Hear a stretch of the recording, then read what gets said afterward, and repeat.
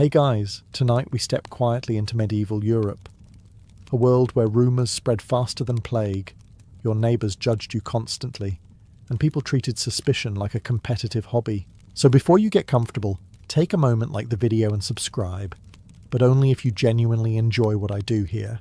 And let me know in the comments where you're tuning in from and what time it is for you.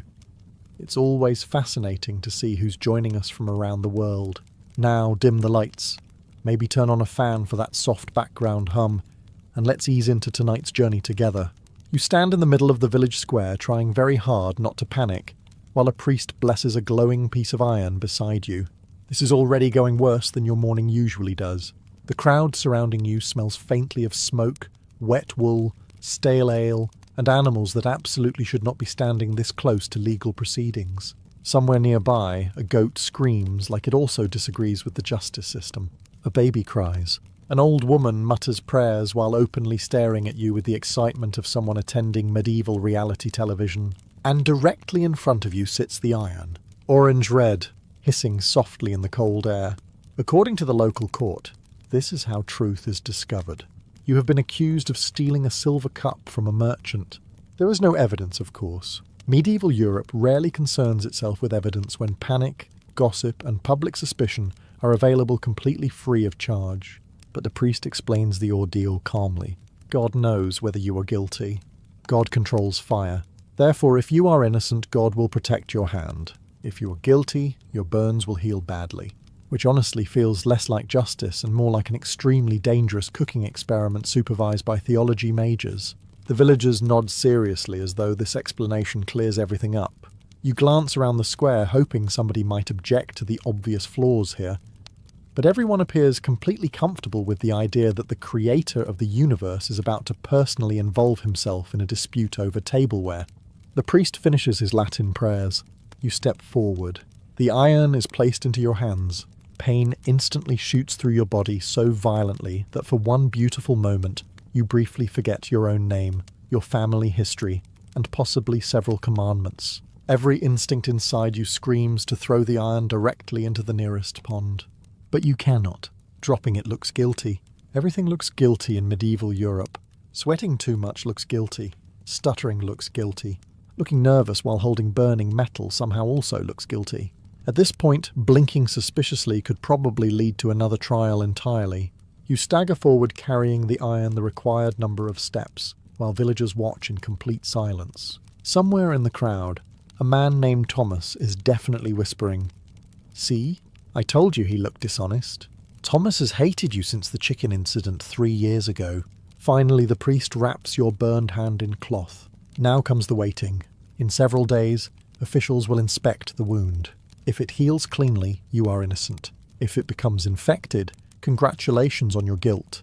Unfortunately, medieval medicine is not especially encouraging. Most people rarely bathe.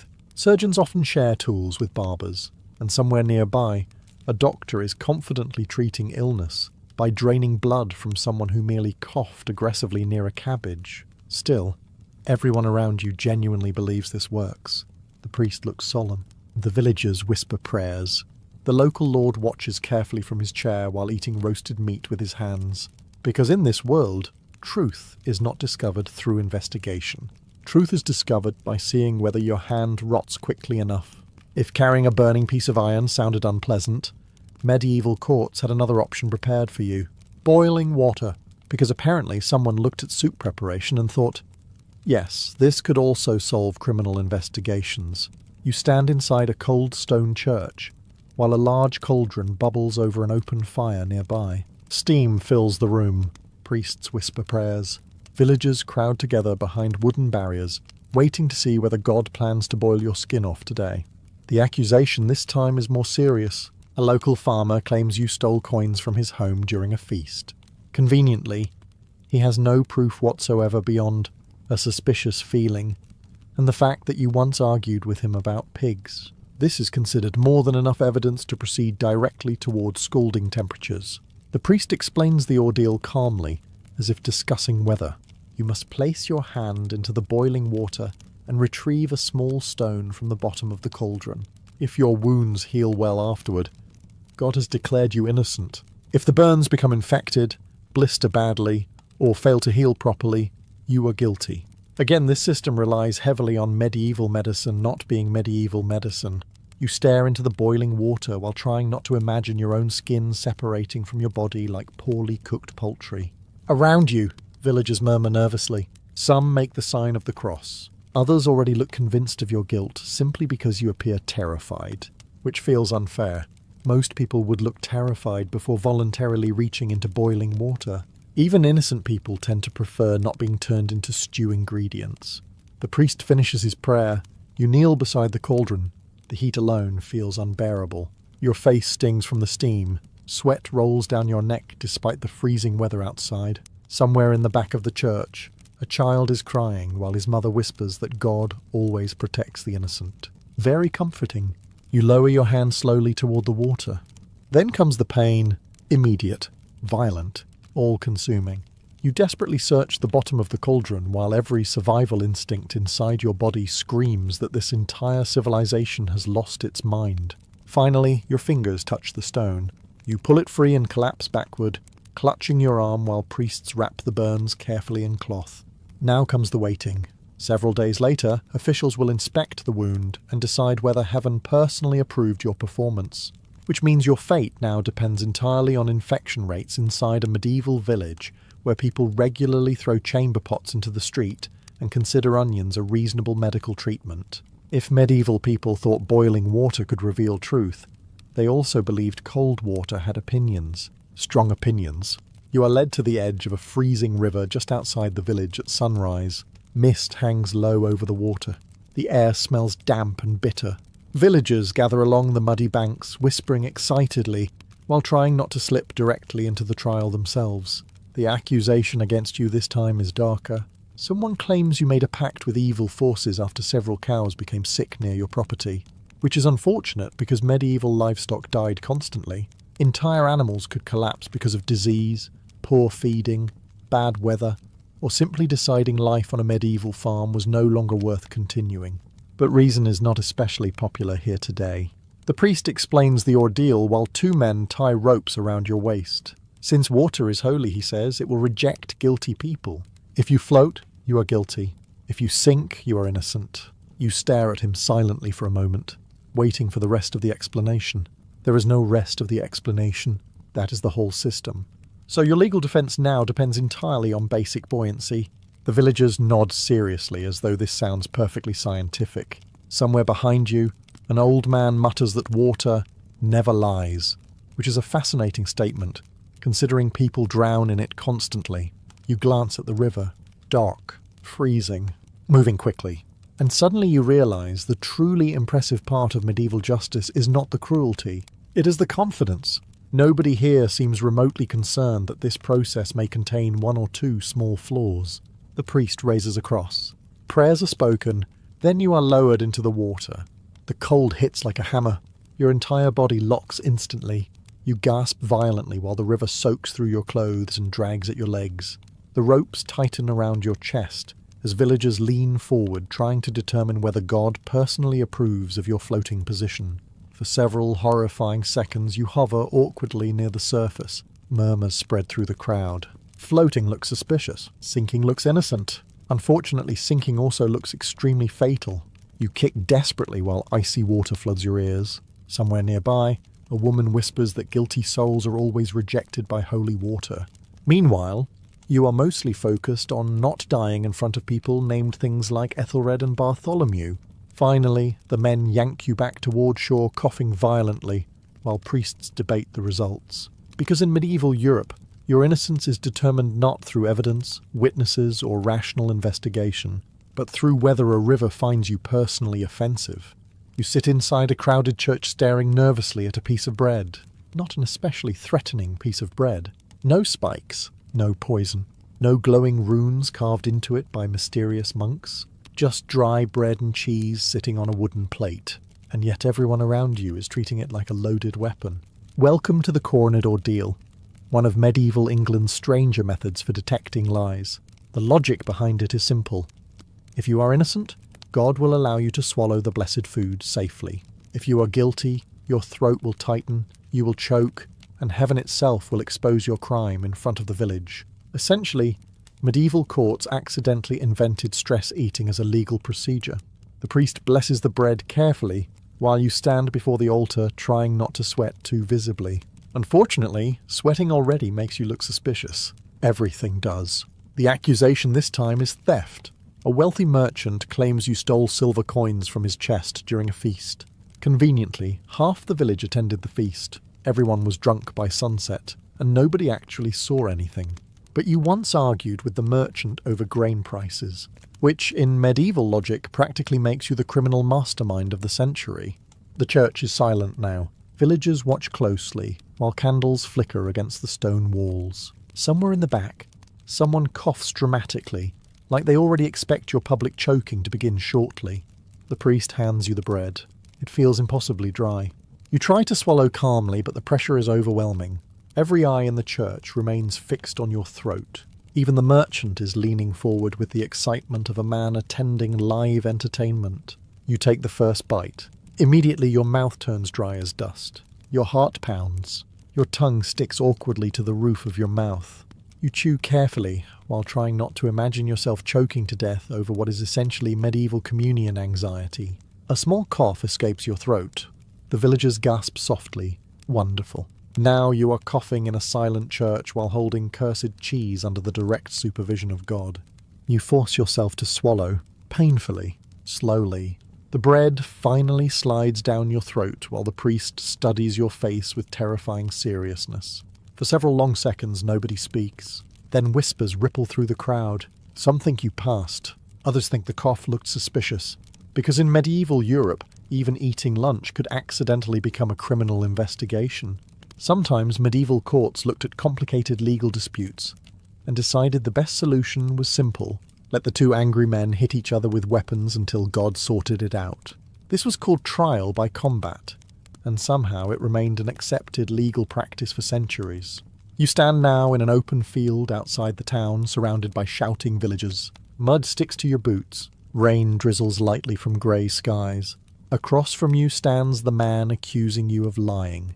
A broad-shouldered farmer named Oswin, who looks less like a legal participant and more like someone who wrestles oxen recreationally. You, meanwhile, have not slept properly in 3 days. The accusation involves land boundaries. Oswin claims you moved the markers between your farms during the night.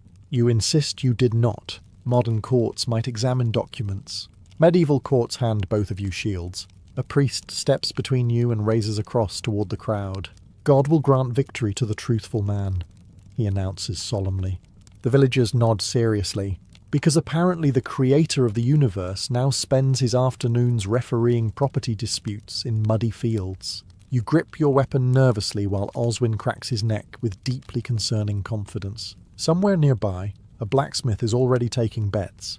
The rules are simple enough. Fight until one man surrenders, collapses, or dies. Entirely normal legal procedure. Trumpets sound. Oswin charges immediately. You barely block the first strike before stumbling backward through the mud.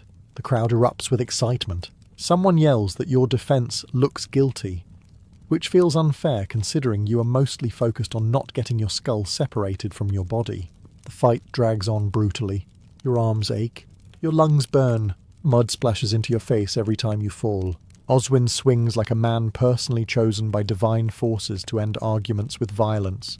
At one point, you briefly wonder whether confessing to crimes you did not commit might actually be simpler than continuing this process. Meanwhile, the priest watches calmly from the sidelines as if two exhausted peasants beating each other senseless is a perfectly reasonable path towards spiritual truth. Finally, after another vicious exchange, Oswin slips in the mud and crashes heavily onto his back. The crowd gasps. You stand over him, breathing hard while he struggles to rise. Moments later, officials declare you victorious, which means you are now officially innocent because another man lost his footing near a puddle. And honestly, for medieval justice, that counts as one of the more scientific outcomes. You kneel inside a candlelit church while a priest carefully unwraps what appears to be a human fingerbone from a velvet cloth. Everyone around you treats this moment with enormous seriousness. You're trying very hard not to stare directly at the finger. In medieval Europe, one of the most feared ways to test honesty involved swearing an oath upon holy relics. Bones, teeth, clothing, or possessions believed to belong to saints. People genuinely believed that lying while touching these sacred objects could bring divine punishment upon you almost immediately. Blindness, disease, madness, sudden death. The full medieval customer service package. The accusation today is fraud. A local merchant claims you cheated him during a grain transaction. He insists the sacks you sold were partially filled with spoiled wheat, hidden beneath the good grain. You insist this is nonsense, mostly because it was actually your cousin's idea. But now you sit inside a freezing church, while a priest slowly presents what may or may not be the thumb bone of St. Cuthbert. Medieval relic authentication was not especially rigorous. Entire churches somehow possessed enough saint bones to assemble several extra saints. Still, nobody here doubts their power. The villagers stare at you nervously. Some make the sign of the cross. Others avoid even looking at the relic directly, as though eye contact alone could accidentally invite divine judgment. The priest speaks quietly. Place your hand upon the relic and swear before God that you speak truthfully. Simple enough in theory. Except medieval people truly believed God punished false oaths. Not metaphorically. Literally. A liar might collapse dead tomorrow, lose his crops, develop some horrifying illness, or spend eternity burning in hell because of one dishonest sentence about wheat quality, which suddenly makes modern tax audits seem strangely relaxing. Your hand trembles slightly as you touch the relic. The church falls silent. Even the merchant looks uncomfortable now. It is one thing to accuse someone publicly. It is another thing entirely to involve supernatural consequences and possible saint-related curses. You swallow hard and speak the oath aloud. For several long seconds nothing happens. No thunder. No heavenly fire. No dramatic collapse onto the church floor. But that almost makes things worse, because now everyone waits nervously to see whether God plans to punish you later instead. Medieval justice often operated on delayed suspense. As you leave the church, villagers whisper quietly behind you while glancing at the sky, because in this world, truth is not proven through evidence or investigation. Truth is proven by seeing whether a dead saint decides to ruin your life afterward. You stand barefoot at the edge of the church courtyard, staring at several glowing metal ploughshares laid across the ground. This is apparently another completely reasonable way to determine whether you are lying. The iron burns bright orange in the early morning darkness while priests chant nearby. Smoke rises into the cold air. Villagers crowd around the courtyard walls, whispering nervously and pretending they are not enjoying this far too much. You have been accused of breaking into a nobleman's storage barn and stealing food during the winter famine. To be fair, everyone has been stealing food during the winter famine, but unfortunately for you, someone actually noticed. The priest explains the ordeal carefully. You must walk barefoot across the burning ploughshares without hesitation. Afterwards, your feet will be wrapped and examined days later. If the wounds heal properly, God has declared you innocent. If not, congratulations on your criminality and partial foot destruction. You glance down at the glowing metal. At no point in human evolution did your ancestors prepare you emotionally for this moment. The villagers murmur prayers while the nobleman watches from a wooden chair wrapped in expensive fur. Conveniently, he is not the one about to step barefoot onto farm equipment heated to the temperature of volcanic rage. The priest raises a cross. You remove your shoes slowly. The ground itself already feels freezing beneath your feet. The contrast somehow makes the burning iron ahead look even worse, like the gates of hell designed by agricultural workers. Then comes the order. Walk. You step forward. The first touch of metal sends pain exploding through your entire body instantly. Your muscles tighten violently. Every instinct screams at you to leap sideways into the mud and flee directly into another country. But you keep moving. One step. Then another. The smell reaches you almost immediately. Burning skin. A deeply unpleasant reminder that medieval justice often sounds suspiciously similar to cooking instructions. The villagers stare in complete silence while you stumble across the final ploughshare and collapse onto the cold ground, gasping. Priests rush forward, wrapping your feet carefully in cloth, while nearby spectators debate whether your screams sounded innocent or guilty. Because apparently there are now correct and incorrect ways to scream while being roasted alive from the ankles down. Several days later, officials will inspect your wounds, and in a civilization where infection spreads faster than gossip at a monastery, your future now depends entirely on whether your feet decay at an acceptable rate. You stand inside the town hall while two men adjust a giant weighing scale normally used for sacks of grain. Today, however, the grain has been replaced with you, because medieval Europe occasionally looked at ordinary farming equipment and thought, excellent, this could also become supernatural law enforcement. The accusation against you is witchcraft, not dramatic movie-style witchcraft involving lightning or floating castles. No, your crime is far more medieval. Several neighbours claim your presence caused their butter to spoil and their chickens to stop laying eggs, which feels like an enormous amount of responsibility for one person. Still, rumours spread quickly in small villages, especially during hard winters when people desperately wanted explanations for disease, bad harvests, or why their cow suddenly walked into a ditch and died. And once enough people suspect you of unnatural behaviour, things become dangerous very quickly. The local officials believe the scale can reveal hidden evil. You are ordered to stand upon one side while weights are placed on the other. Some communities believed witches and liars weighed unnaturally little because evil forces made them lighter. Others believed guilt itself somehow altered the body. The science here is admittedly difficult to follow.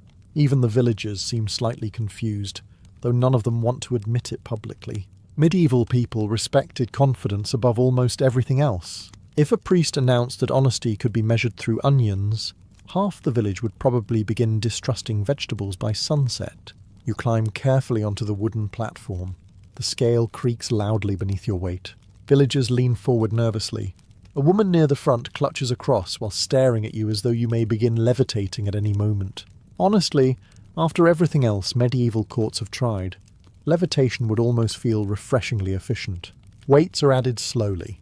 The scale shifts. Murmurs spread through the room. Some people whisper that you look too calm, which apparently is suspicious. Others whisper that you look too nervous, which is also suspicious. Medieval accusations worked much like weather forecasts. Vague, contradictory, and somehow always blamed on you eventually. Finally, the balance settles. The officials debate quietly among themselves while the crowd watches in silence. Your entire fate now depends on the interpretation of a grain scale operated by men who think spoiled butter may be connected to dark supernatural forces. And the truly remarkable part is that everyone here believes this process is perfectly rational, because in medieval Europe, truth was not discovered through logic or evidence. Truth was discovered through vibes, prayer, and agricultural equipment. You stand before the village court, surrounded not by weapons, boiling water, or glowing iron, which already feels like progress, but by people. Unfortunately, this may actually be worse. Today's test is called compurgation, though most villagers simply think of it as finding enough people willing to publicly swear you are not terrible. The accusation against you is fraud. A local trader claims you sold him weak ale diluted with water during the autumn market, which is ironic because everyone in town dilutes ale with water. Medieval ale sometimes tasted like wet bread left inside a barrel beside a horse, but apparently your version crossed a spiritual line. The judge explains the ordeal. You must gather oath helpers, respectable people from the community willing to swear before God that they believe you are innocent. They do not need evidence. They do not need facts. They simply need confidence in your character, which immediately becomes a problem if you have spent the last 10 years arguing with half the village over fences, pigs, or whose goat ate whose cabbage. You glance nervously at the crowd. Some villagers avoid eye contact instantly. Cowards. Others stare at you with the expression of people calculating whether publicly supporting you is worth possible divine punishment. Because lying under oath is dangerous enough. Lying under oath in medieval Europe is essentially volunteering for future lightning strikes. Finally, a few people step forward. Your cousin Edwin, mostly because he owes you money. An elderly farmer who once traded sheep with your father, and surprisingly, the blacksmith, though he still looks deeply uncertain about the entire decision. The priest watches carefully while each person swears before God that they believe your words are truthful. The villagers murmur quietly after every oath. Too few supporters look suspicious. Too many supporters also look suspicious. At this point, breathing confidently might accidentally become evidence. One man refuses to support you publicly after his wife whispers sharply into his ear. Another claims he would help, but suddenly remembers important turnip business elsewhere. Traitor. The court counts the oaths carefully. You need enough respected voices to convince the officials that a guilty person could never gather such support, which means medieval justice has quietly transformed into a popularity contest, sponsored by religion and social anxiety. Finally, the judge nods slowly. The oaths are accepted. You are declared innocent, not because evidence proved anything, not because the truth became clear, but because enough people in town disliked you slightly less than eternal damnation.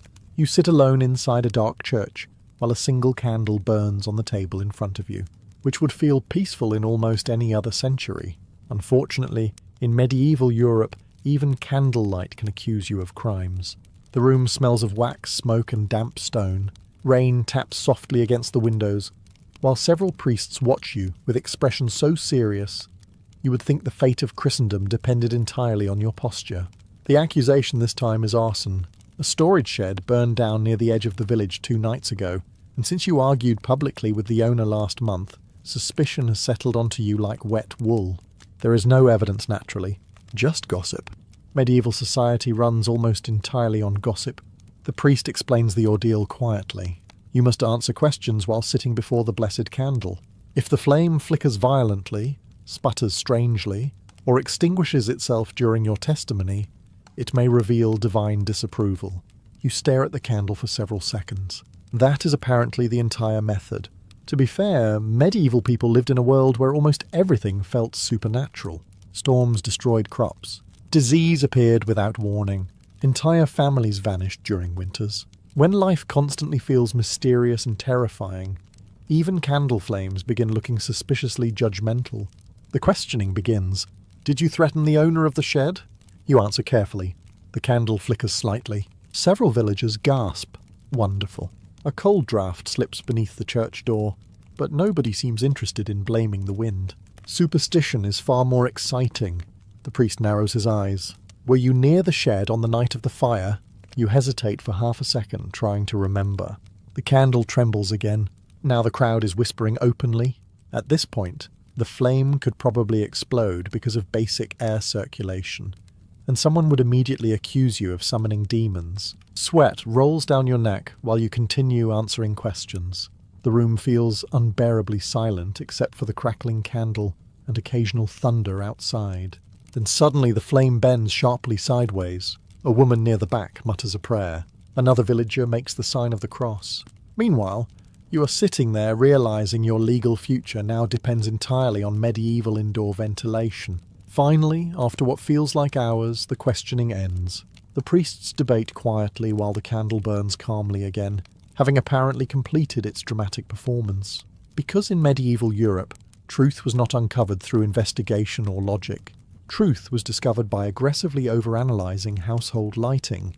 You stand inside the monastery courtyard with your arms stretched outward like a cross, while a priest watches you with the intensity of a man supervising the fate of civilization itself. Across from you stands your accuser doing the exact same thing. The rules are simple. Whoever lowers their arms first loses the case. This, somehow, is an officially recognized legal procedure. The accusation involves slander. A neighbouring merchant claims you spread lies about his business after several customers stopped buying his cloth. You insist you merely mentioned that his fabric smelled strange and fell apart in the rain, which, to be fair, is not exactly glowing praise. Still, the court has decided the matter can best be solved through what looks remarkably similar to a deeply uncomfortable exercise class. The priest explains the logic behind the ordeal. Christ suffered upon the cross. Therefore God will grant strength to the innocent person and allow them to endure longer. A fascinating legal theory, especially considering shoulder muscles are not usually associated with moral purity. The villagers gather around the courtyard whispering excitedly. Some place bets quietly. Others stare at you with the grim fascination of people attending medieval entertainment, disguised as spirituality. You raise your arms fully. At first it seems manageable. Unpleasant, certainly, but manageable. Then the minutes begin passing. Your shoulders tighten. Your elbows ache. A cold wind pushes through the courtyard while your muscles slowly transform into burning agony. Across from you, the merchant already looks miserable, though unfortunately so do you.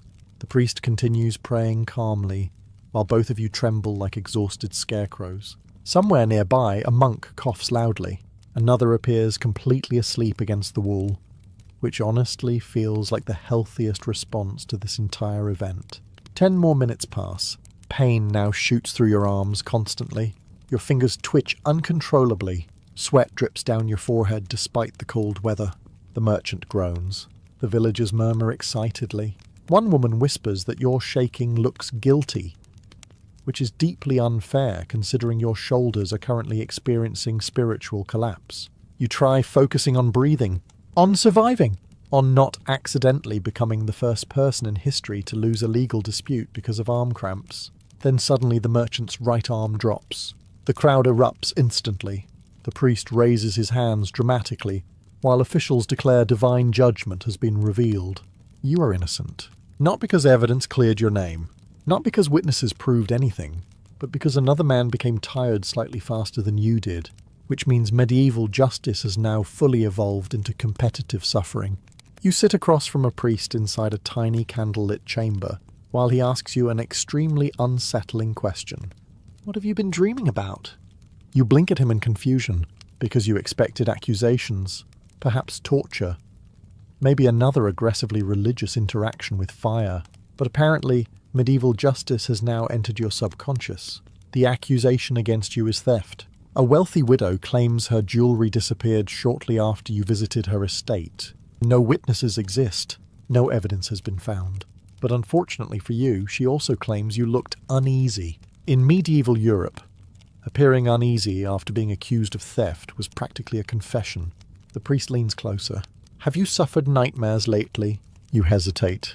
This is dangerous territory. Many medieval people believed guilt revealed itself through troubled sleep. Nightmares, restless behaviour, strange visions, sleep-talking or fearful dreams were sometimes viewed as signs that God, or perhaps darker forces, were tormenting a guilty conscience, which means your sleeping habits have somehow become part of a criminal investigation.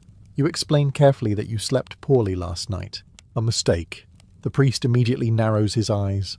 Poorly how? You attempt to describe the dream vaguely. Something about wolves near the forest and falling into cold water.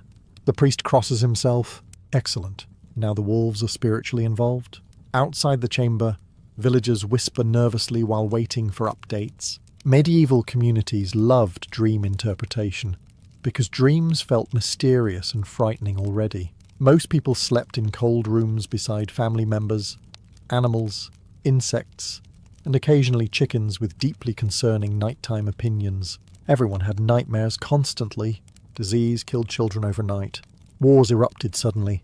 Winters destroyed harvests. Even perfectly innocent people probably dreamed about doom every other evening. But medieval logic rarely allowed fear to remain ordinary. Fear had to mean something.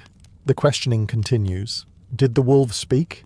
Did the water feel cursed? Did you see flames? At this point, your legal defense has transformed into explaining random sleep hallucinations to a man who believes symbolic dreams may contain divine criminal evidence. You begin sweating. The priest notices immediately. More notes are written down. Wonderful. Now, nervousness during dream analysis also looks suspicious. Finally, after nearly an hour, the questioning ends. The priest dismisses you quietly, while murmuring that guilty souls often betray themselves during sleep. You leave the chamber exhausted, because in medieval Europe, even unconsciousness was apparently not private anymore. And somewhere tonight, while trying desperately to sleep peacefully, you will probably have another nightmare, which unfortunately will also look guilty. You stand in the middle of the village square while everyone watches a dog. Not a trained hunting dog. Not some majestic royal hound. Just a nervous farm dog named Hugo currently scratching himself beside a barrel. And somehow your entire reputation now depends on his opinion. The accusation against you is witchcraft again, because medieval Europe truly never got tired of that category. A farmer claims his horses became agitated whenever you walked past his stable. Another insists his chickens stopped laying eggs after you argued with him during market day. Honestly, the chickens probably just hated him personally. But fear spreads quickly in small villages, especially when crops fail or animals behave strangely. Medieval people spent most of their lives surrounded by livestock, so unusual animal behaviour felt deeply important to them. Animals supposedly sensed evil, lies, curses or hidden corruption long before humans could. Which sounds mystical until you remember that horses are frightened by wind and chickens regularly panic because of absolutely nothing. The village priest steps forward solemnly. If the animals react badly to you, he explains, it may reveal hidden guilt within your soul. You glance at the dog. The dog glances back. Neither of you seems fully prepared for this responsibility. The crowd waits silently, while you walk slowly across the square toward the animals tied nearby. A horse snorts loudly and jerks its head. Several villagers gasp immediately. Wonderful. You are now being judged by what is essentially a large nervous grass enthusiast. The priest whispers prayers while the farmer points dramatically toward the stable, as though Satan himself just emerged from behind the hay bales. You continue walking. The dog suddenly begins barking wildly. The crowd erupts into terrified murmuring. Meanwhile, you notice the dog is actually barking at a goose behind you, but medieval panic has already moved too fast for logic to catch up. A woman pulls her child closer. Someone mutters that animals always know. Another villager claims the horse looked directly into your eyes with fear. To be fair, the horse also looked terrified of a wooden bucket 5 minutes earlier. The priest orders you to approach the stable again. You do. This time one of the chickens flaps violently and crashes into a fence. At this point, you are one nervous goat away from execution. The officials discuss the reaction seriously, while villagers stare at you with growing suspicion. Because in medieval Europe, truth was not determined through evidence or reason. Truth was determined by livestock behaving slightly weird near you on a stressful afternoon. You stand before the church altar holding a heavy Bible while the priest watches you like a hawk searching for signs of spiritual collapse. The church is silent except for the crackling candles and your own breathing, which unfortunately already sounds guilty. Today's accusation is heresy, a dangerous word in medieval Europe. Heresy did not simply mean people disagreed with you, it meant your beliefs might threaten the soul of the entire community, which is an enormous amount of pressure for someone who mostly made the mistake of arguing with a monk about whether a certain saint actually performed miracles involving cabbage. You should have let the cabbage miracle go. Now you stand before half the village, while church officials prepare to test your honesty through sacred reading. The logic is simple enough. A truthful and innocent person, protected by God, should be able to read Holy Scripture calmly and clearly. A liar or sinner, however, may stumble, sweat, hesitate, or struggle beneath divine pressure, which is unfortunate, because public reading is already terrifying even without eternal damnation attached to it. The priest opens the Bible slowly. You stare down at the Latin text. Another problem immediately appears. You barely read Latin. Like most ordinary medieval people, your education mostly involves surviving winter and not dying from infected splinters. But the court does not seem especially interested in literacy statistics today. The priest orders you to begin. You start reading carefully, stumbling through the unfamiliar words while the villagers watch in complete silence. Sweat forms on your forehead almost instantly. A few phrases come out awkwardly. Someone in the crowd whispers, "Wonderful." Now pronunciation has become spiritually suspicious. You continue reading while your hands shake slightly. The candles flicker against the stone walls. Somewhere behind you, an old woman quietly mutters prayers as though expecting demons to emerge directly from the grammar mistakes. Then you mispronounce a sentence badly. The priest looks up sharply. Several villagers gasp. At this point, you are one misplaced syllable away from accidental exorcism. You try correcting yourself, but nervousness only makes everything worse. Your voice cracks. The pages tremble in your hands. The silence inside the church becomes unbearable. And the truly frustrating part is that even an innocent person would struggle under this pressure, especially while being judged by people named things like Godric and Mildred, who cannot read at all but somehow still look disappointed in your performance. Finally, the priest takes back the Bible. The villagers whisper nervously while officials discuss whether your reading sounded truthful enough. Because in medieval Europe, guilt could apparently be detected through stress, bad pronunciation, and public embarrassment.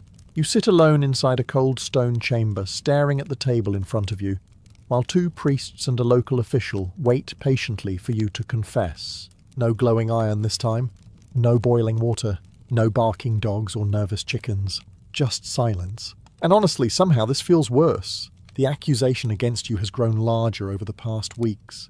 What began as suspicion over stolen goods has slowly transformed into rumours of deception, blasphemy, and possible dealings with dark forces.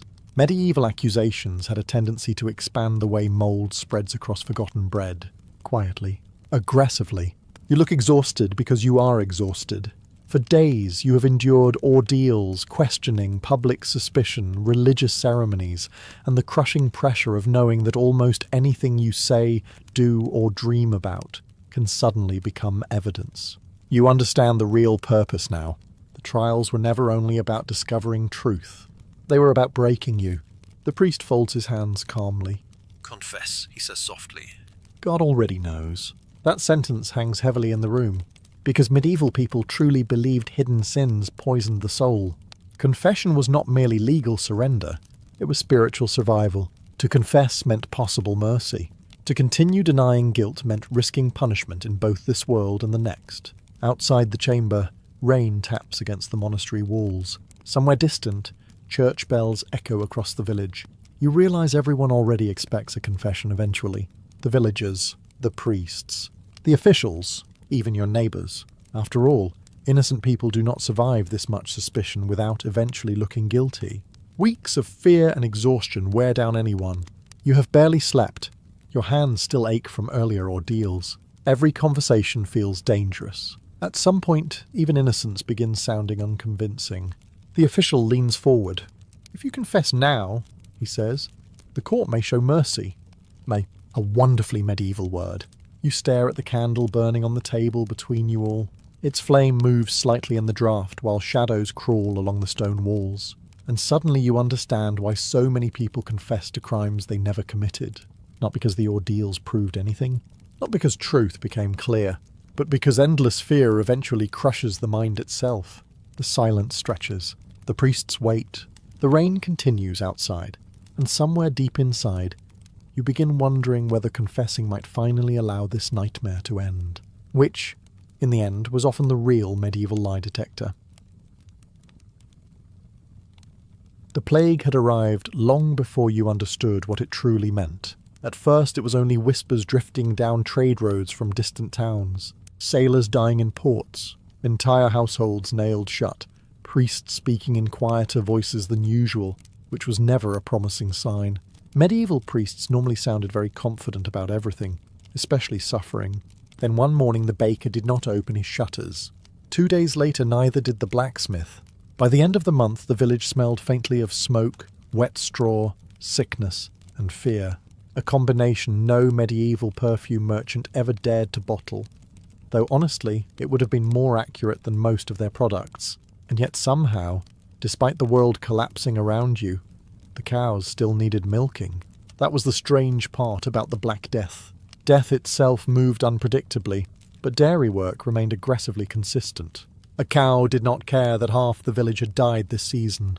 It did not pause to reflect on mortality or God's judgment. It simply stared at you with dull annoyance until you sat down with the bucket. So every morning before sunrise, you walked through muddy lanes toward the small dairy shed beside your family cottage. The village was quieter now. Too quiet. Fewer voices drifted from windows. Fewer fires burned in hearths. Sometimes you passed homes with doors hanging open and nobody willing to enter. Other times you saw chalk crosses painted onto wood by frightened neighbours hoping God appreciated basic geometry. Inside the shed, however, life continued with insulting normality. The goats shuffled impatiently. The cows snorted steam into the cold dawn air. Flies buzzed lazily around old straw. Your mother worked silently beside you, wrapping cloth around her face whenever somebody coughed nearby. Though nobody truly understood how the disease spread. Some blamed bad air. Others blamed foreigners, planets, sinners, cats, or women who knew too much about herbs. Medieval medicine was essentially a giant group project created by panic. Still, milk flowed into the buckets. And milk meant cheese. Cheese mattered now more than ever because fresh food spoiled quickly. Markets failed constantly, and grain shipments disappeared without warning. But cheese could survive. Hard wheels of cheese sat in storage rooms like edible insurance policies. Villages traded them carefully.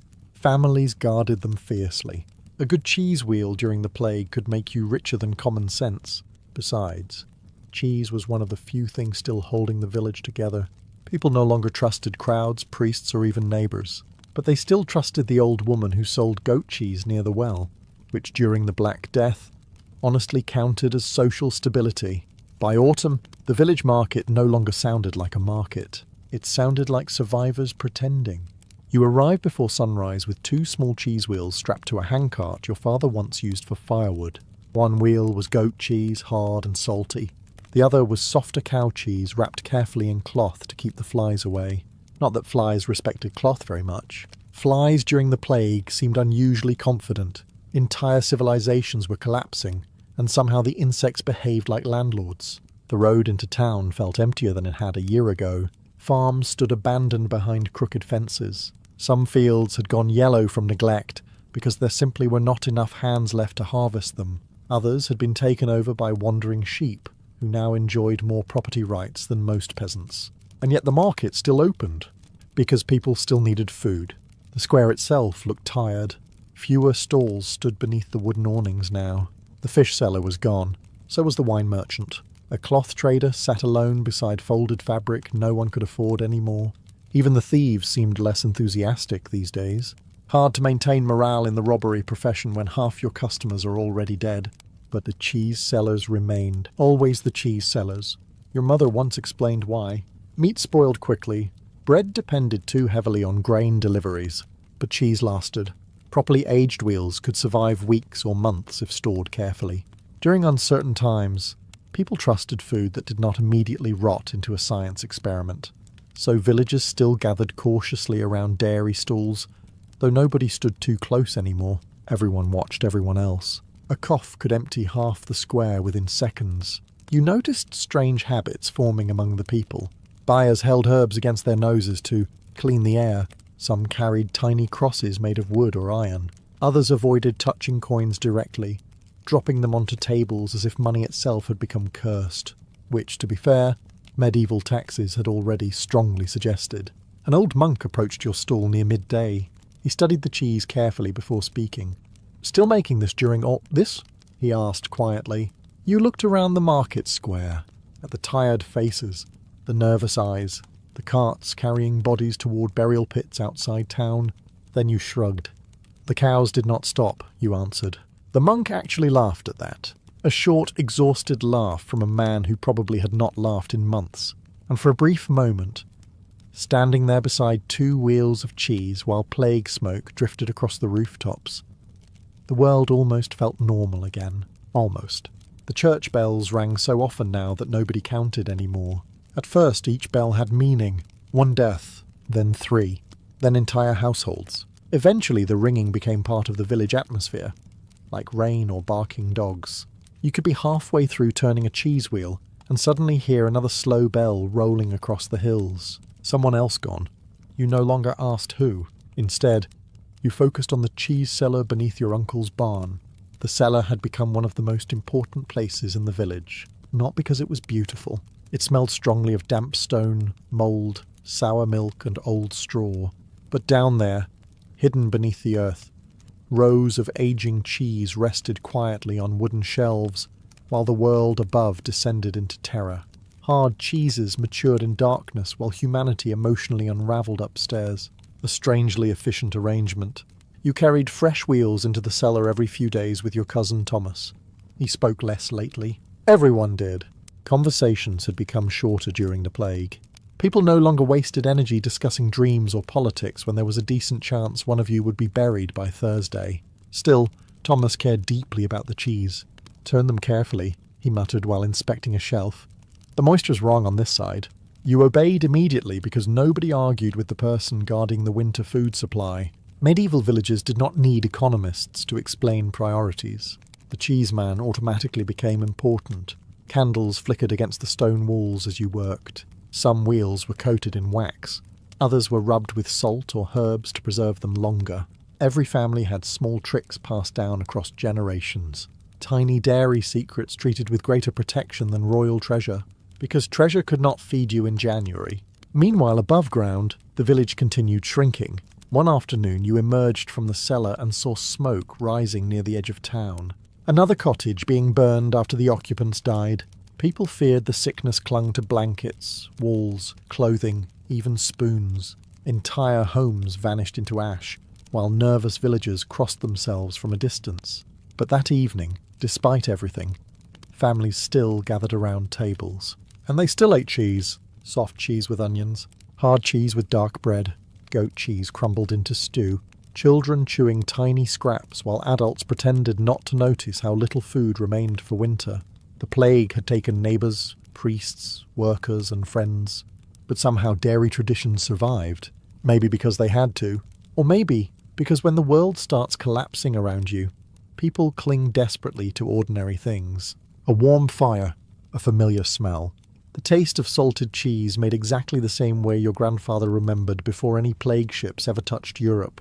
Civilization, it turned out, was sometimes held together by very small rituals, and occasionally by suspiciously hard cheese.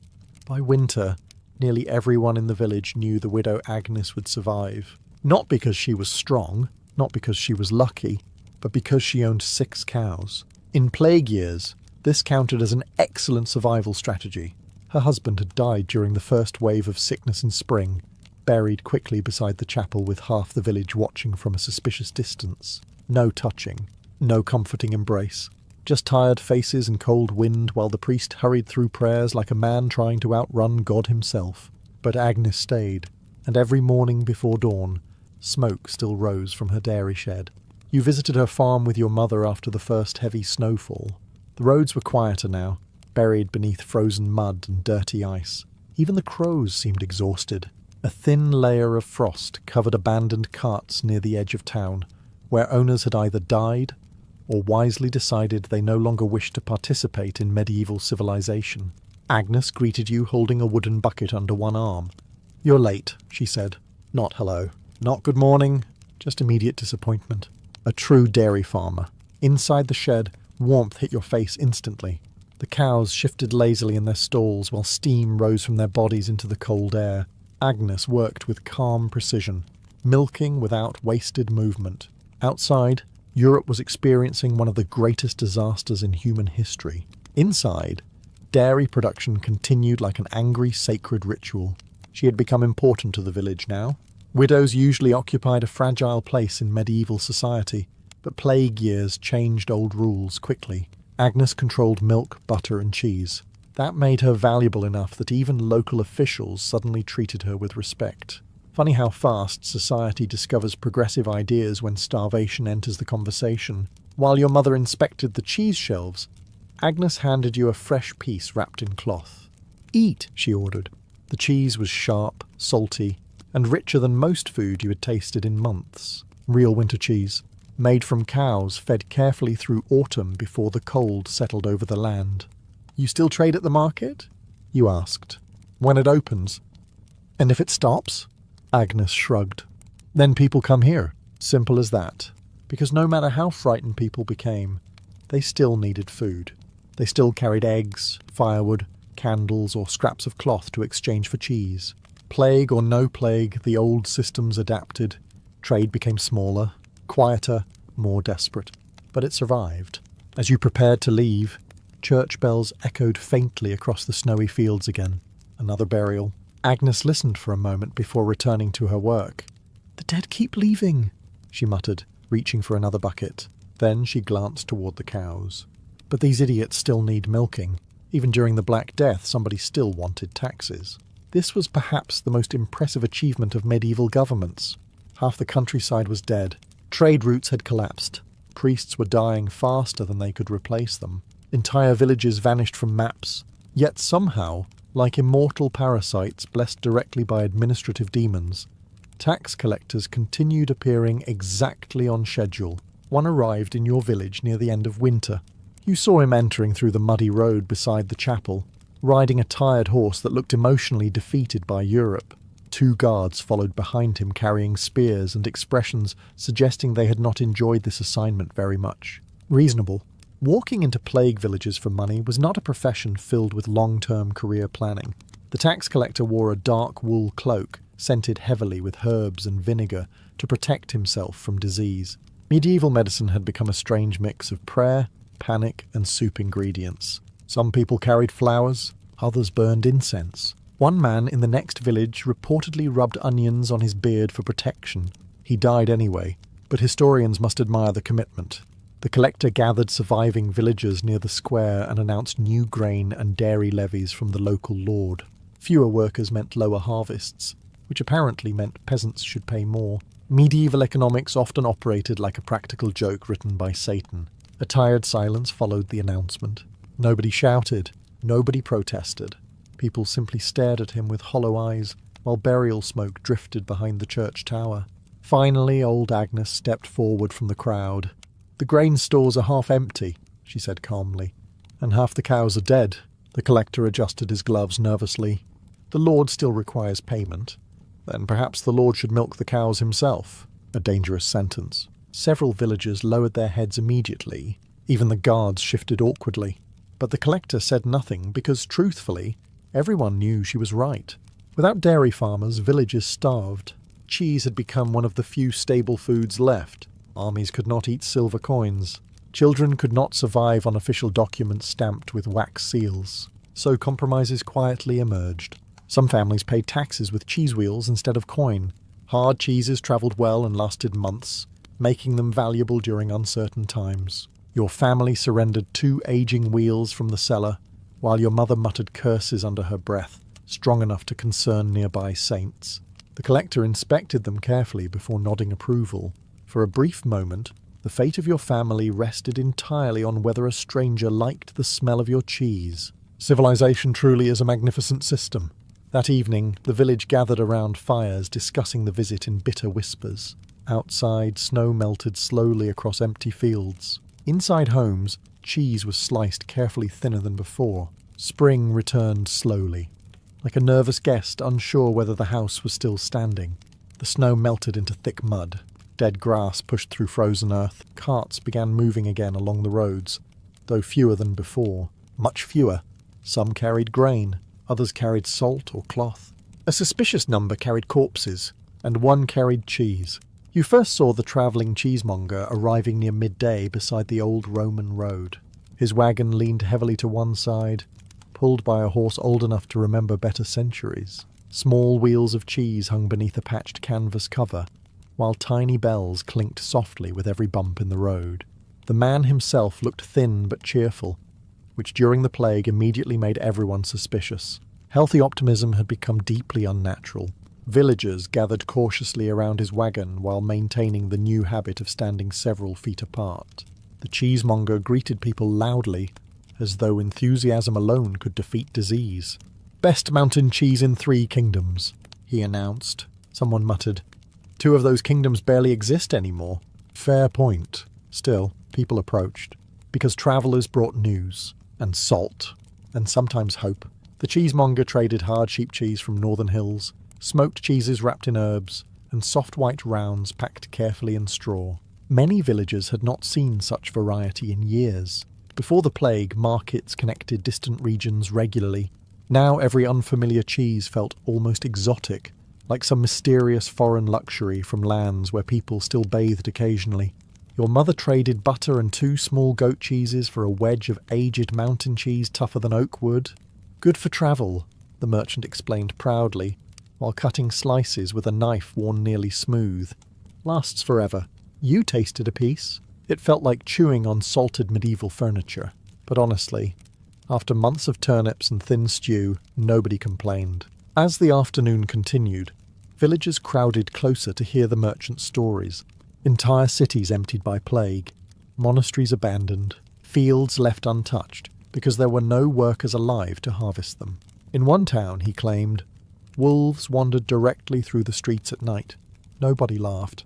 It sounded believable now. Then the merchant lowered his voice. "But dairies survive better than most places," he said. "People always protect the milk." That sentence lingered with you, because it was true. Blacksmiths vanished.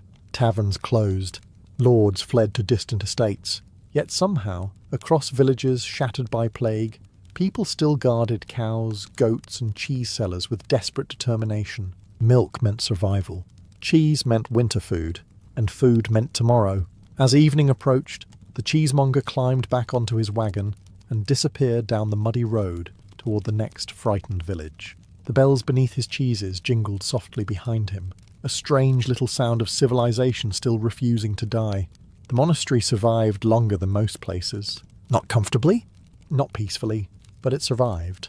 You visited it with your uncle in late spring after hearing the monks were still trading cheese and medicinal herbs beyond the northern hills.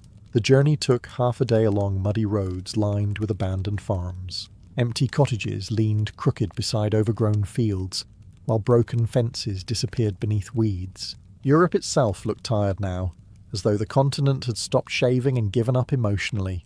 When the monastery finally appeared through the trees, it looked quieter than you remembered. Fewer monks walked the courtyards. Some windows remained shuttered permanently.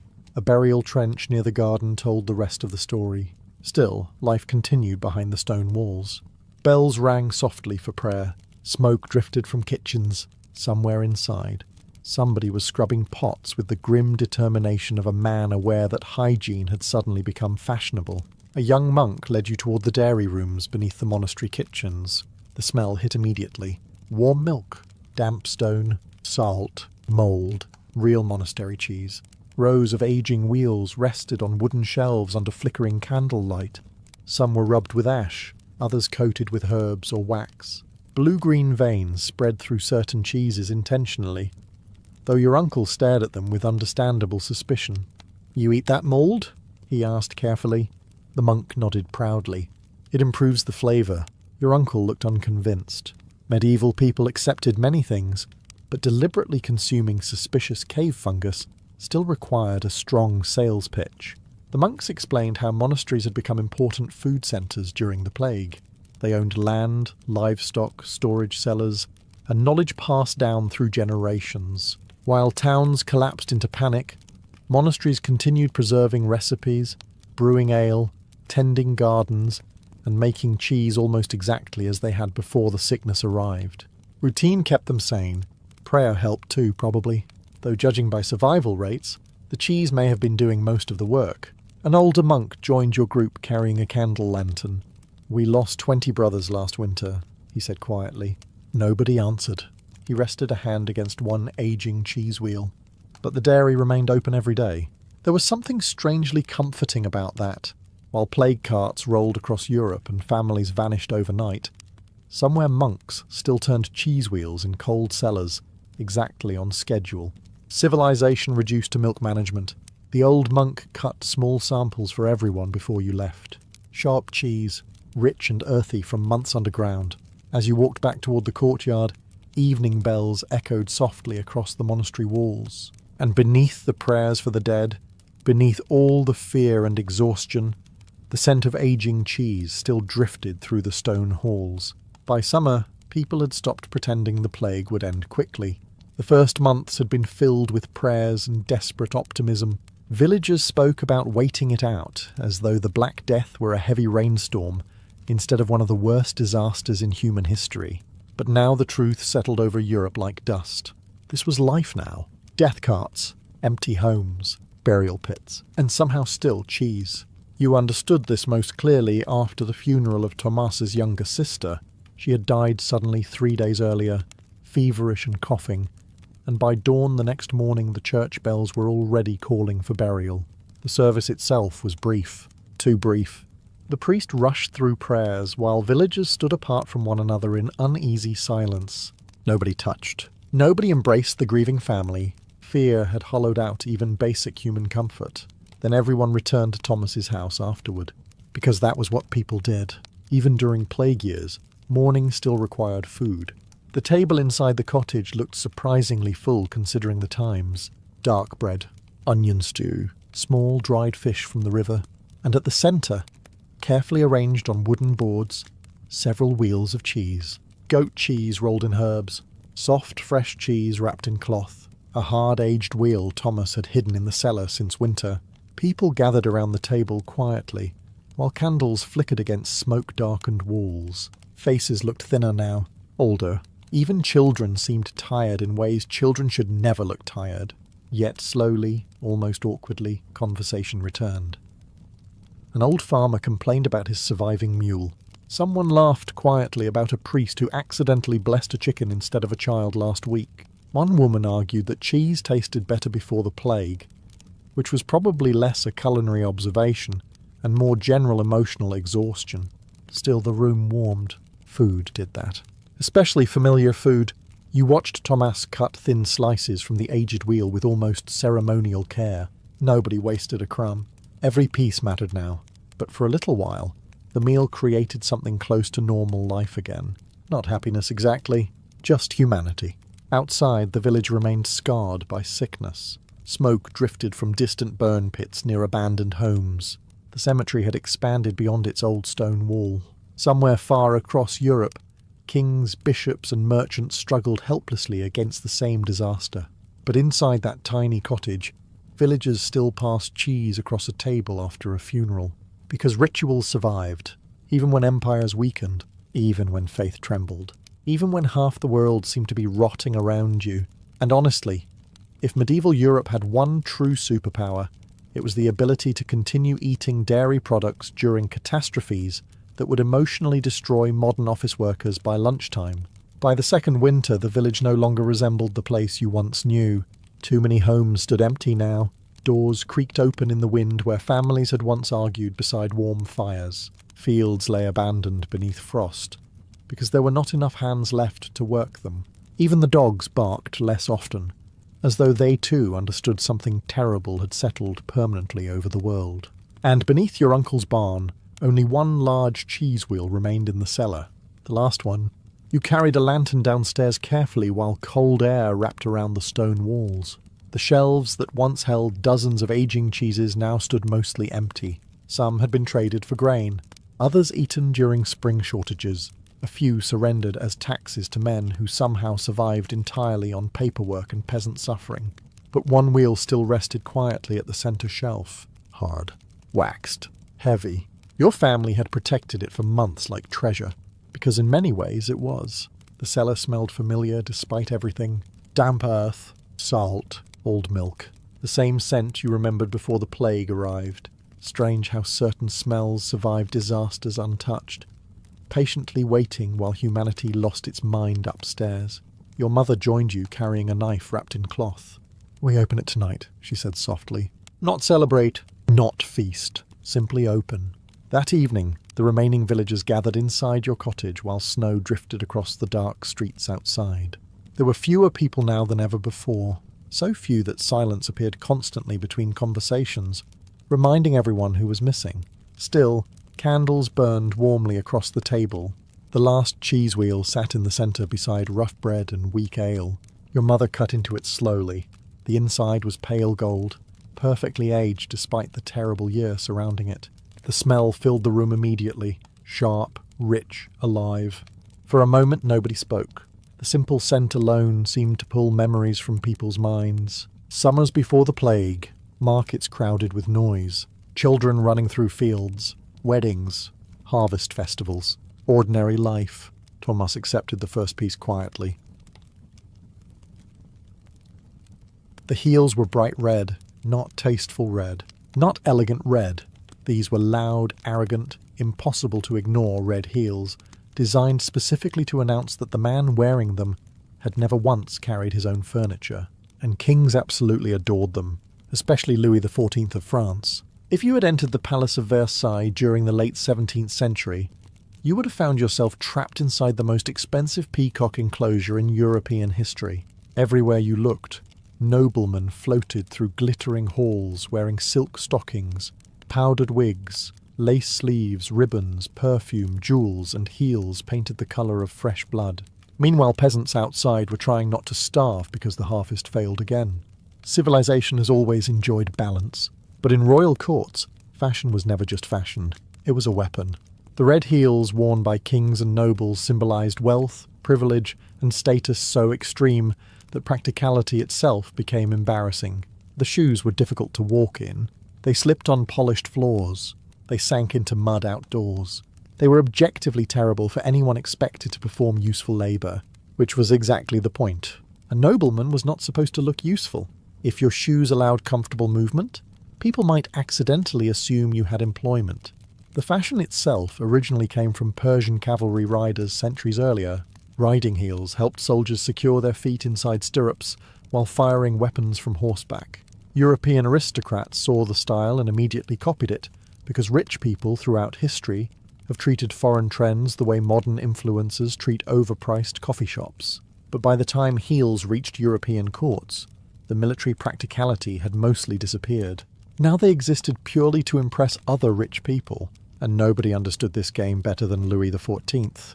The French king transformed fashion into a form of political control. At Versailles, appearance became survival.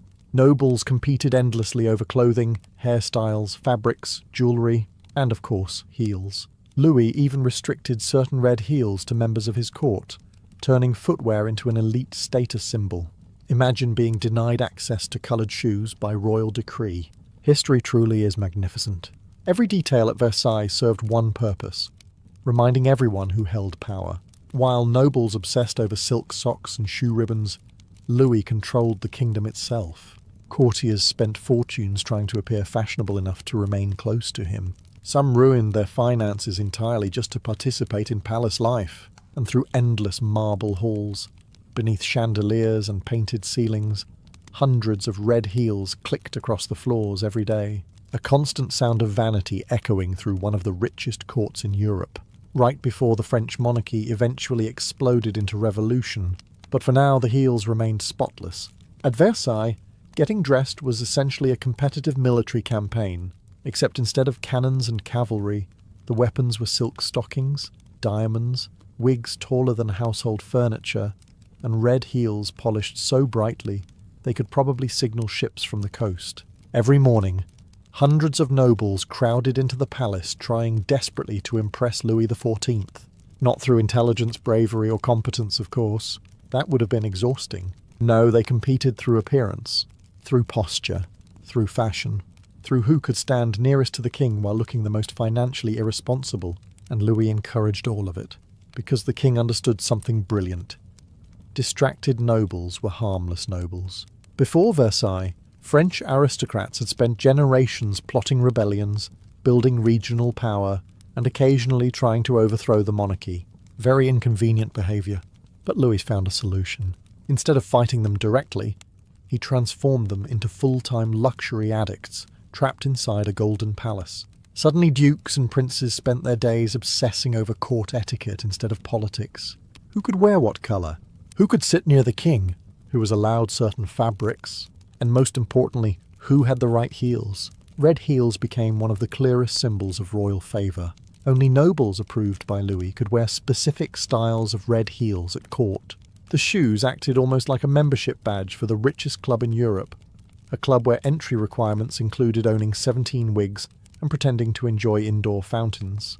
And the nobles obeyed eagerly. Some spent absurd amounts of money on clothing just to survive socially at Versailles. A single outfit could cost more than what an ordinary family earned in years. Tailors, shoemakers, wig makers, and perfumers became essential to court life, because appearances had become politically important. You were not merely dressing yourself, you were performing status. The palace itself intensified this madness. Mirrors reflected candlelight across endless golden halls, while musicians played during dinners that lasted hours.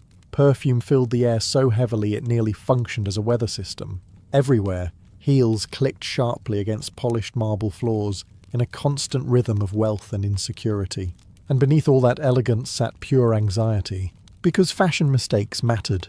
A noble who appeared outdated, poorly dressed or unfashionable risked humiliation at court. Worse, they risked losing proximity to the king himself.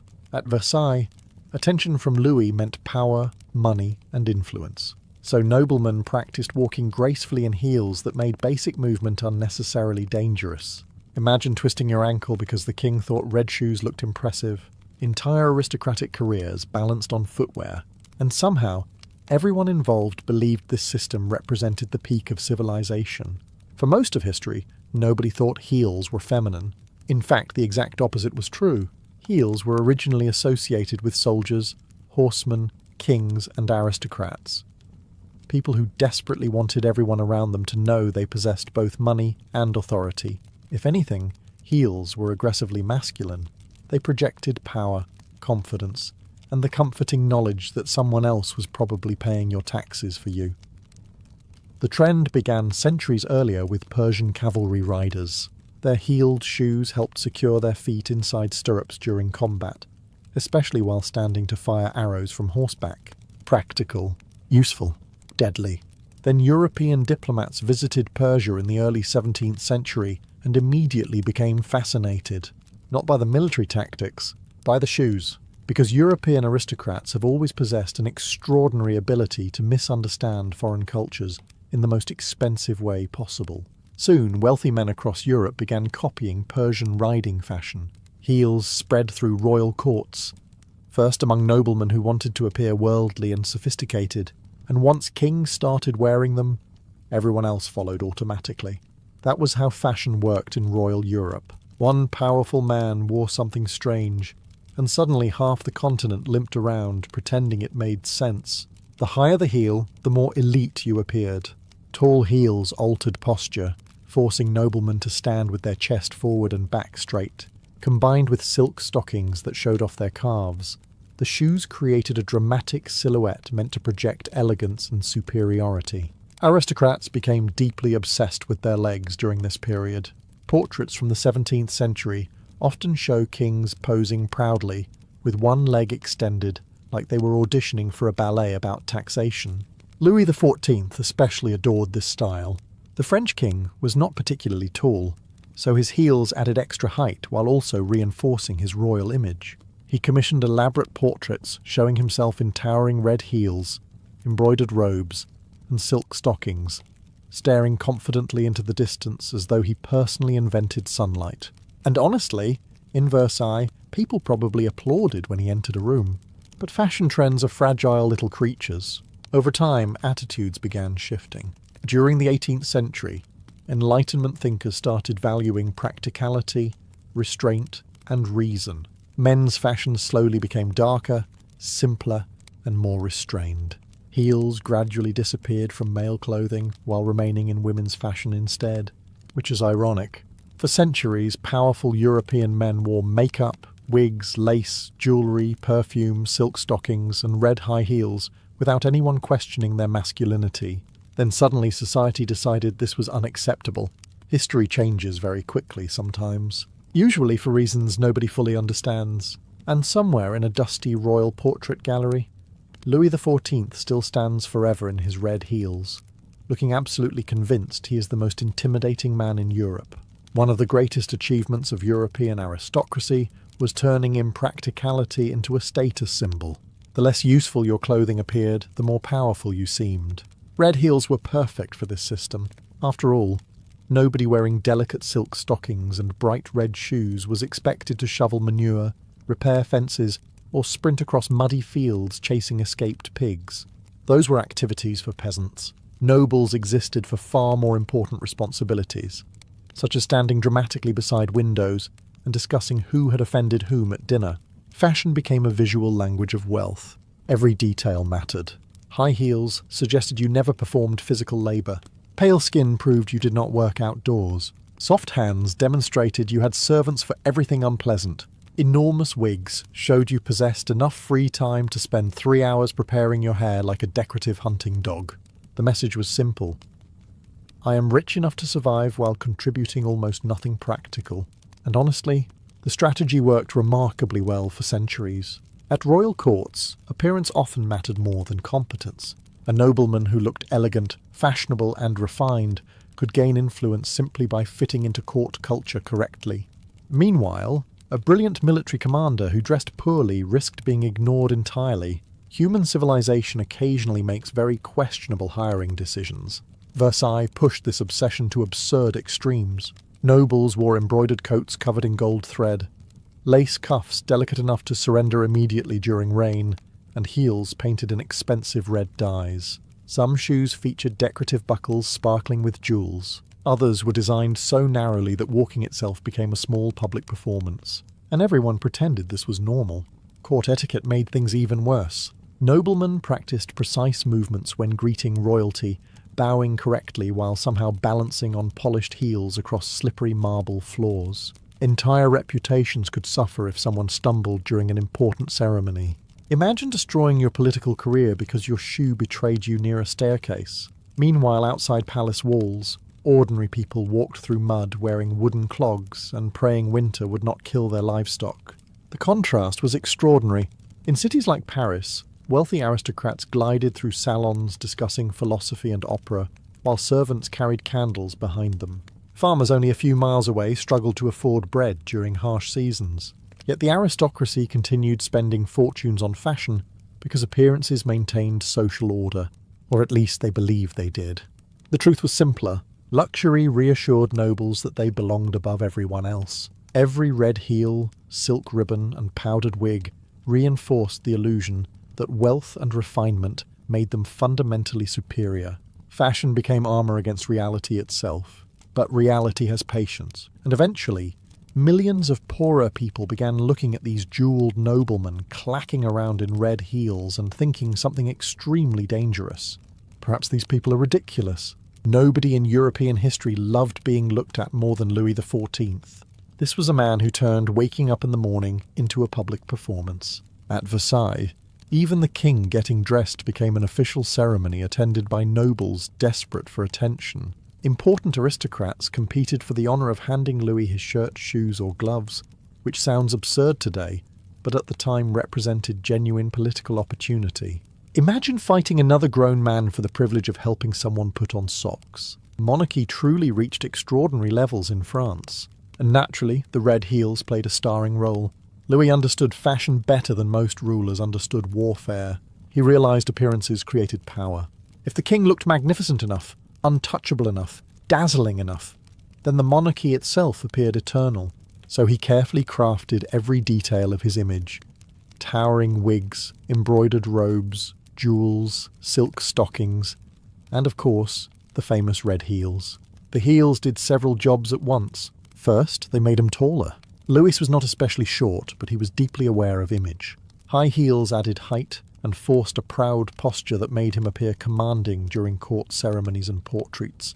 Standing beside nobles in elaborate red heels, the king looked less like an ordinary man, and more like a living theatre production about absolute authority. Second, the heels reinforced exclusivity. Louis restricted certain red-heeled shoes to favoured members of his court. If you saw someone wearing them at Versailles, you immediately understood they belonged close to royal power. Fashion became a controlled hierarchy. Even shoe colour required permission from the king, which honestly sounds exhausting. Third, and most importantly, the heels distracted the nobility. This was Louis's true genius. While aristocrats obsessed over clothing, etiquette, dancing, and appearances, they spent less time organising rebellions or building independent power in the provinces. Versailles became a beautiful golden trap, where nobles slowly transformed into decorative accessories orbiting around the king, and they loved it. They bankrupted themselves buying fashionable clothing just to survive socially at court.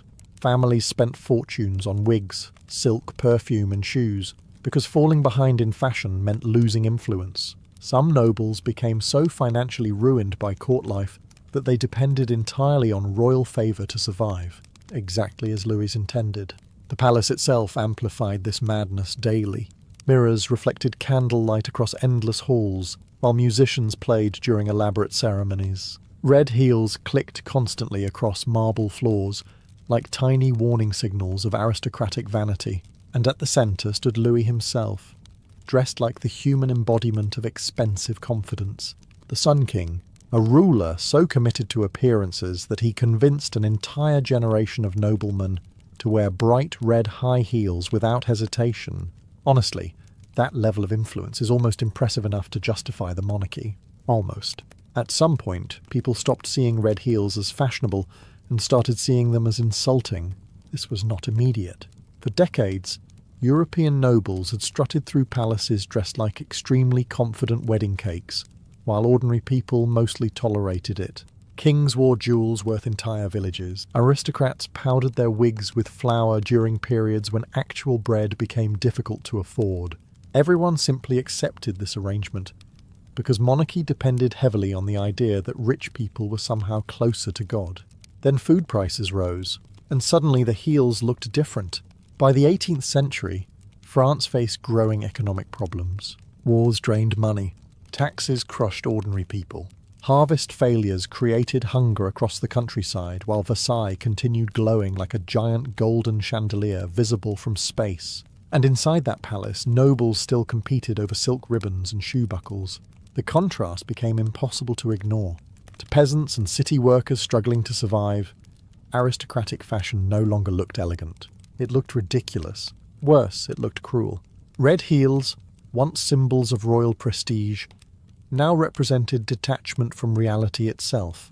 Imagine trying to explain to a starving farmer that the kingdom absolutely needed another ballroom filled with men dressed like decorative parrots. Even some intellectuals began mocking court fashion openly. Enlightenment thinkers criticized excess, vanity, and inherited privilege. Writers and philosophers increasingly praised simplicity, practicality, and reason. Suddenly, the aristocracy's obsession with luxury appeared outdated rather than impressive. Fashion trends started shifting alongside politics. Men's clothing slowly became darker, plainer, and more restrained. Bright silks and towering heels faded from elite male fashion. Noblemen who once displayed wealth openly now tried appearing more serious and rational, as though Europe collectively woke up one morning embarrassed by the previous century. Unfortunately for the monarchy, this change arrived too late, because anger had already spread. By the time the French Revolution exploded in 1789, aristocratic fashion had become symbolic of everything ordinary people hated about the old system.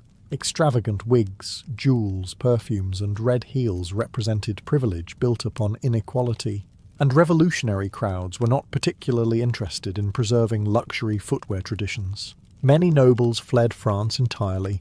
Others lost titles, estates, or heads. Versailles itself transformed from the centre of royal glamour into a reminder of excess gone catastrophically wrong. The red heels disappeared with them. Not overnight, of course. Fashion always changes slowly. But after the revolution, openly dressing like an ornamental peacock funded by peasant taxes became politically dangerous. Strange how quickly trends die when people start building guillotines nearby. And somewhere beneath all the chaos sat an uncomfortable truth. The heels had never really been about beauty. They were about power. Which meant once the power vanished, the fashion followed it directly into history's closet. Once aristocratic men abandoned high heels, women inherited them completely. Fashion has always worked this way. One group suddenly decides something is embarrassing, and another group immediately gets stuck explaining it for the next 300 years. By the late 18th century, European men had begun dressing more plainly. Dark coats replaced bright silks. Simpler shoes replaced ornate heels. Masculinity itself was being redesigned around ideas of seriousness, restraint, and practicality, at least publicly. Privately, rich men still enjoyed ridiculous luxury. They simply preferred pretending otherwise now. Women's fashion, however, moved in the opposite direction. As men simplified their appearance, women became the primary carriers of decorative fashion. Heels survived because they still symbolized elegance, wealth, and status. But now society increasingly associated those qualities with femininity instead of aristocratic masculinity, which was historically very strange. For generations, kings and noblemen had worn heels proudly without anyone questioning it. Then suddenly, the exact same shoes became women's fashion, as though Europe collectively suffered a memory problem. The transformation happened gradually. Women's heels became narrower, taller, and less practical than the old riding heels worn by aristocratic men. Designers emphasized posture and movement. High heels altered the shape of the body, changing how women walked and stood. Fashion magazines and portrait artists celebrated these effects endlessly, because humanity apparently never tires of inventing uncomfortable ways to impress strangers. Meanwhile, practical shoes remained associated with work, and work naturally remained unfashionable. By the 19th century, heels had become firmly tied to femininity, beauty, and social status. Wealthy women wore delicate heels to balls, salons, theatres, and royal gatherings, while servants and labourers continued wearing durable flat shoes, designed for surviving actual reality. The class symbolism never disappeared. It simply changed audience. A woman wearing expensive heels demonstrated she belonged to a world where physical labour was unnecessary. Just like noblemen centuries earlier, the message remained: I am important enough that discomfort itself becomes fashionable. And honestly, the shoes were uncomfortable. Victorian doctors frequently complained about tight corsets and dangerous footwear damaging women's health. But fashion rarely listens to doctors. If it did, half of human history would have dressed like tired fishermen. The irony is that most people today have no idea heels were originally masculine aristocratic fashion. Modern culture treats the idea of kings wearing red heels as bizarre, almost comedic. But to Louis XIV, the shoes symbolized authority, prestige, and royal magnificence, which means somewhere in history, a French king wearing scarlet high heels would probably stare at modern sneakers with complete horror, and frankly he might have a point. By the 19th century, Europe's kings no longer dressed like jewelled theatre props. The age of red heels, towering wigs, silk stockings, and lace-covered noblemen had faded into memory. Monarchs still loved luxury, of course. Human beings do not suddenly become humble because history changes centuries. But rulers now wanted to appear disciplined, military, and serious, not like decorative parrots wandering through marble hallways. The French Revolution had terrified Europe's aristocracy permanently. Watching a monarchy collapse beneath public anger tends to create strong emotional memories. Nobles across the continent suddenly realized something horrifying. Ordinary people had eyes, and those eyes had been staring at powdered wigs and red heels for generations, thinking, "These people look ridiculous." So royal fashion adapted. Kings began wearing military uniforms more often instead of extravagant court clothing. Dark coats replaced embroidered silks. Boots replaced delicate heels. Simplicity itself became fashionable among powerful men because it projected control, discipline, and rationality, at least on the surface. Underneath, the obsession with status remained exactly the same. The rich simply changed costumes. Instead of competing over heels and lace, elite men now competed through tailored suits, expensive fabrics, military decorations, watches, and private clubs. Vanity survived perfectly. It merely learned to disguise itself as seriousness. A very European solution? Portraits from earlier centuries suddenly looked absurd to newer generations. 18th century kings posed with curled wigs, silk ribbons, and bright red heels extended proudly toward the viewer. 19th century rulers looked at those paintings the way modern people look at old family photos featuring questionable hairstyles and emotional confidence, with deep discomfort. And yet, despite changing fashions, royal courts never fully abandoned spectacle. Ceremonies remained elaborate, crowns still glittered, thrones still existed for no practical reason whatsoever. Even as Europe industrialized and modernized, monarchies clung tightly to ritual, because ritual created mystique, and mystique helped justify power. That was always the real purpose behind the heels. Not beauty, not comfort, not even fashion itself. The red heels existed to separate rulers from ordinary humanity. Every uncomfortable step across polished palace floors reminded everyone watching that kings belonged to a different world entirely. A world of privilege so extreme that practicality became irrelevant. But history slowly destroyed that illusion. Revolutions spread. Democracies expanded. Aristocratic power weakened. The old courts lost much of their authority, and with it vanished the need for men to dress like living chandeliers. Still, the portraits survived. Even today, museums across Europe display paintings of kings standing proudly in silk stockings and red heels worth more than a peasant earned in years. And honestly, the confidence is remarkable. Imagine ruling an empire while dressed like the final boss of luxury curtains. Today, the red heels survive mostly in museums.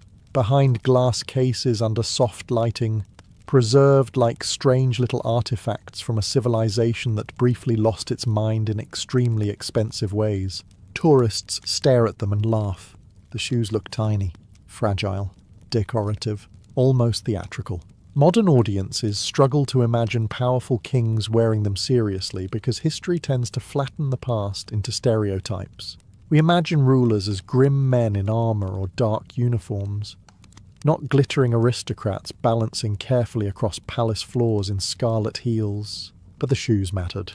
They represented an entire world, a world where status determined everything, where kings believed power should look magnificent, where noblemen spent fortunes on fashion because appearing wealthy was sometimes more important than actually being competent, and where red heels quietly told everyone around you, "I belong above ordinary people, That message lasted for centuries. Even after the heels disappeared from men's fashion, their meaning survived. Modern luxury brands still sell status through clothing. Celebrities still wear impractical outfits to display wealth. Politicians still carefully manage appearances because image influences authority. Human beings remain deeply vulnerable to spectacle. We simply replaced Versailles with social media. Honestly, Louis XIV would have adapted frighteningly well to Instagram. The most fascinating part is how quickly society rewrites fashion history. Today, high heels are treated almost entirely as women's fashion, while many people would consider them unmanly on men. Yet for generations, Europe's most powerful kings, generals, and aristocrats wore heels proudly without hesitation. Masculinity changed, fashion changed, power changed, but confidence never did, because the men wearing those heels never doubted themselves for a second. They walked through golden halls surrounded by servants, music, perfume, chandeliers, and terrified nobles, completely convinced history revolved around them personally. And for a while it actually did. Then came revolutions, economic collapse, modern politics, industrial society, the slow death of aristocratic Europe. The red heels faded away alongside the old royal courts that created them. What once symbolized ultimate authority eventually became costume material for period dramas and museum exhibits. But the portraits remain. Louis XIV still stands frozen forever in silk stockings and brilliant red heels, staring confidently from gilded frames with the expression of a man absolutely certain future generations will admire him. Instead, future generations mostly ask why Europe's most powerful men dressed like fashionable vampires attending a wedding, which honestly feels a little unfair, because beneath all the vanity, the heels reveal something timeless about human civilization. People will always use fashion to display power. Some eras simply do it with more lace. Genghis Khan did not raise his daughters in marble palaces surrounded by servants carrying grapes and gossip. He raised them on the Mongol steppe, which was essentially an endless ocean of grass where winter tried to kill you personally. The Mongol world was vast, cold, and brutally practical. The winds never seemed to stop. Summers baked the plains beneath open skies, while winters froze rivers solid and turned exposed fingers black with frost. Villages barely existed. Cities were distant rumours. Most Mongols lived in great circular felt tents called gurs that could be packed onto wagons and moved across the steppe whenever the herds needed fresh grazing land. Everything moved constantly. People, animals, entire societies. And from the moment Genghis Khan's daughters were born, they were expected to survive inside this harsh world without complaint. There was no separate princess education on the Mongol steppe. No embroidery lessons beside castle windows. No delicate court manners taught by powdered tutors. A daughter of Genghis Khan learned the same brutal realities as everyone else. Ride well, endure hardship, obey quickly, and never become weak enough to slow the group down. Because on the steppe, weakness killed people. Mongol girls learned horseback riding almost as soon as they could walk steadily. Children practically grew up in saddles. European visitors later described Mongols as looking fused to their horses, which honestly was not far from reality. Genghis Khan's daughters spent their childhood racing across open plains, herding sheep and horses, hunting small animals, and enduring weather conditions that would cause most European nobles to immediately collapse into dramatic poetry. A horse was not a luxury, it was survival itself. The daughters of Genghis also learned archery, endurance, and camp management from an early age. Mongol women carried enormous responsibility within society. While men rode off to raid or wage war, women controlled the daily functioning of camps. They managed supplies, repaired clothing, cared for livestock, prepared food, traded goods, raised children, and organized migrations across hundreds of miles of open land. Without capable women, Mongol society simply stopped functioning, and Genghis Khan understood this better than most rulers of his era. He had grown up in hardship himself. Before becoming conqueror of the largest land empire in history, he spent years surviving betrayal, hunger, tribal warfare, and near starvation. So when he raised his daughters, he did not shelter them from difficulty. He prepared them for it, because out on the steppe, Surrounded by freezing winds and rival tribes, survival belonged to the people who adapted fastest. And the daughters of Genghis Khan were raised to adapt to absolutely everything. Childhood on the Mongol steppe was not gentle, especially if your father planned to conquer half the known world. The daughters of Genghis Khan grew up inside a society where survival skills mattered more than luxury, and where children were expected to become useful very quickly. Nobody cared if you were tired. The herds still needed moving. The horses still needed tending. The freezing wind still tore across the plains like it had a personal grudge against humanity. And somewhere nearby, a goat was probably escaping again. From an early age, Mongol girls learned how to ride for hours without rest. They practiced controlling horses across rough terrain while carrying supplies, weapons, or younger siblings. Riding was not treated as some noble pastime the way European aristocrats viewed hunting. It was daily life. Fall off your horse too often, and you risked slowing down an entire migration. The steppe had little patience for incompetence. The daughters of Genghis also learned how to survive harsh winters, locate water, manage livestock, and navigate enormous stretches of open land where landmarks barely existed. Mongols developed extraordinary memory for terrain and direction, because getting lost out there was an excellent way to become frozen decorative scenery for wolves. And wolves were everywhere. The girls grew up hearing them at night beyond the camps while fires crackled inside the jurs. They learned quickly that fear itself was useless. Storms came suddenly. Livestock died unexpectedly. Rival tribes raided without warning. The Mongol world rewarded calmness under pressure because panic solved absolutely nothing. Genghis Khan respected this mentality deeply. Unlike many rulers of the medieval world, he did not treat daughters as politically unimportant. Mongol women often held real authority within society, especially among elite families. Women managed camps, supervised trade, controlled supplies, and occasionally ruled territories, while male relatives fought distant wars. Competence mattered more than gender, a shockingly modern concept compared to many kingdoms at the time, where noble women were often treated like decorative furniture with marriage contracts attached. The daughters of Genghis learned politics alongside survival. Around campfires they listened to discussions about alliances, betrayals, raids, and tribal loyalty. They watched envoys arrive from distant clans carrying gifts, threats, or marriage proposals. They learned early that leadership required strategy as much as strength, and strength itself came in many forms. Some daughters became skilled riders and administrators. Others developed sharp political instincts. But all of them grew up understanding one brutal truth about Mongol life. Nothing was guaranteed.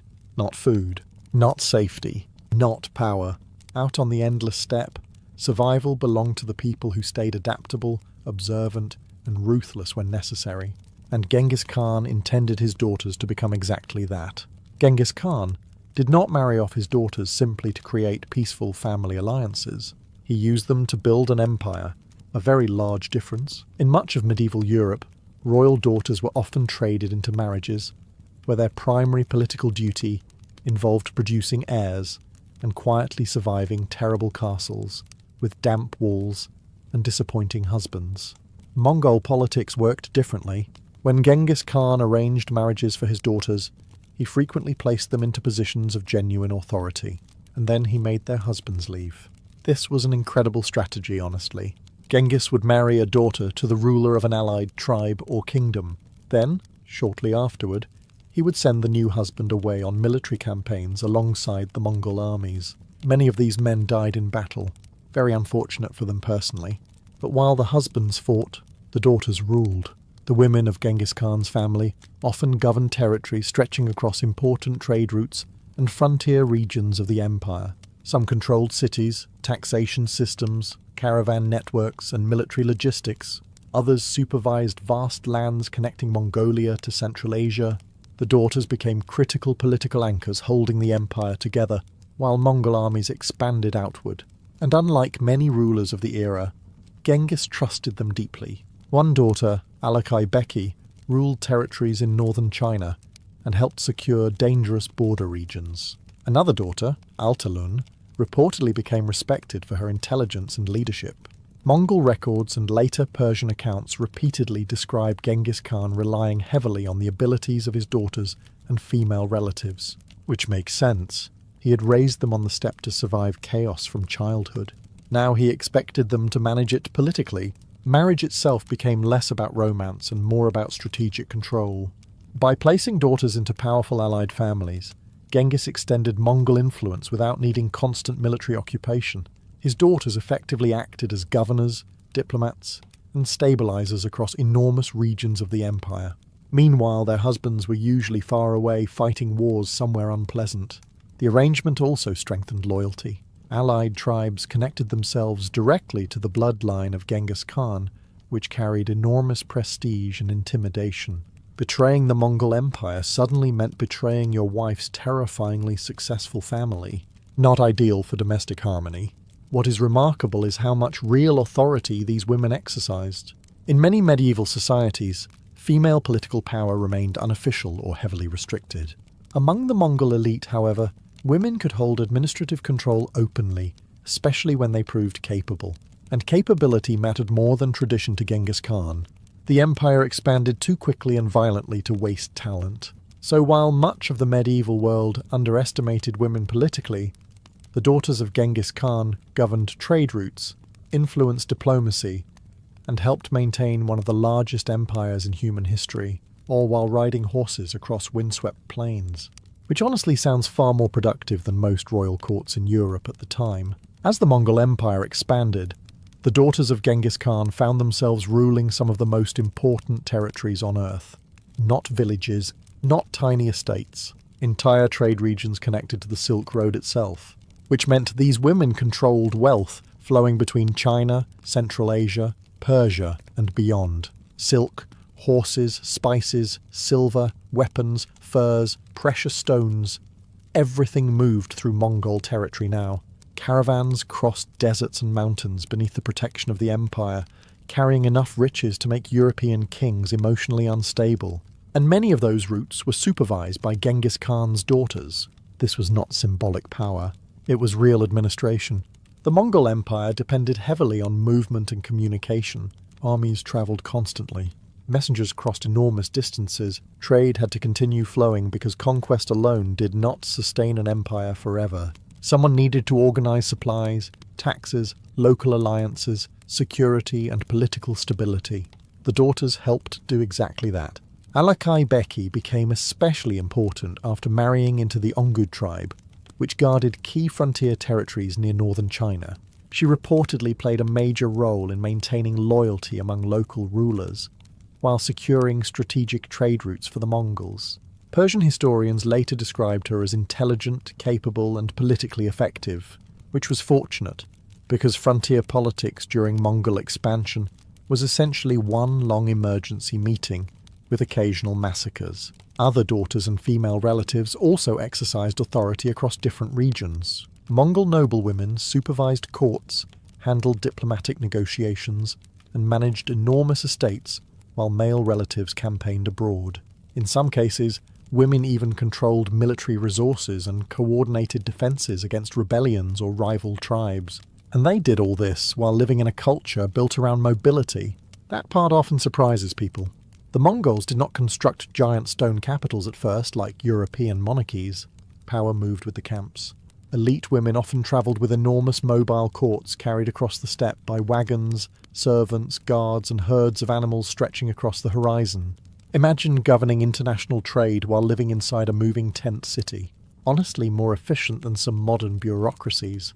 Foreign visitors frequently noticed how much authority Mongol women possessed compared to women in many other medieval societies. European travellers especially seemed slightly shocked that Mongol women rode horses confidently, spoke openly in political settings, and exercised visible control over economic affairs. Meanwhile, back in Europe, some queens still required male permission to sign documents. The daughters of Genghis Khan represented something the empire valued deeply: competence. If someone could govern territory effectively, maintain loyalty, and protect trade routes, the Mongols cared far less about whether that person was male or female. Results mattered, and on the cold steppe, results were often the only thing standing between empire and disaster. The daughters of Genghis Khan were not raised to hide behind walls, while men handled warfare. They grew up beside it, War surrounded the Mongol world constantly. Tribal rivalries, raids, revenge killings, shifting alliances. The steppe was rarely peaceful for long. Children heard stories of ambushes and battles around campfires the way other societies discussed weather. Horses were always ready. Weapons stayed close.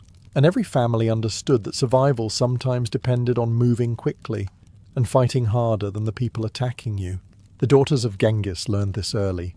They rode across enormous distances alongside migrating camps and military movements, watching the machinery of conquest unfold in real time. Mongol warfare relied on speed, discipline and endurance more than massive castles or heavily armoured knights. Armies could travel astonishing distances in days, living off herds and carrying minimal supplies, which meant everyone needed toughness, including elite women. Mongol girls learned archery from horseback, hunting skills, and how to remain calm during chaos. Even if they did not fight directly in major battles, they understood military life intimately because warfare shaped the entire empire around them. And honestly, there was not much separation between civilian life and military life anyway. A Mongol camp could transform into a moving war machine very quickly. Women also played critical logistical roles during campaigns. They managed supplies, maintained camps, cared for animals, prepared food, repaired clothing and equipment, and organised migrations behind advancing armies. An empire crossing Asia on horseback required staggering coordination, and much of that daily organisation depended on women. Without them, Mongol campaigns collapsed into starving confusion remarkably fast. The daughters of Genghis watched their father build military loyalty carefully. Merit mattered deeply within the Mongol system. Brave commanders could rise through the ranks regardless of noble birth, while cowards lost respect quickly. Genghis valued discipline above almost everything else. Orders had to be obeyed immediately because hesitation during steppe warfare usually ended with arrows in your chest. A very motivating management style. The girls also witnessed the emotional cost of conquest. Men left for campaigns and never returned. Rival tribes disappeared entirely after resisting Mongol rule. Camps filled with wounded soldiers, captured animals, and stories of brutal victories across distant lands. The empire grew larger every year, but expansion carried enormous violence behind it.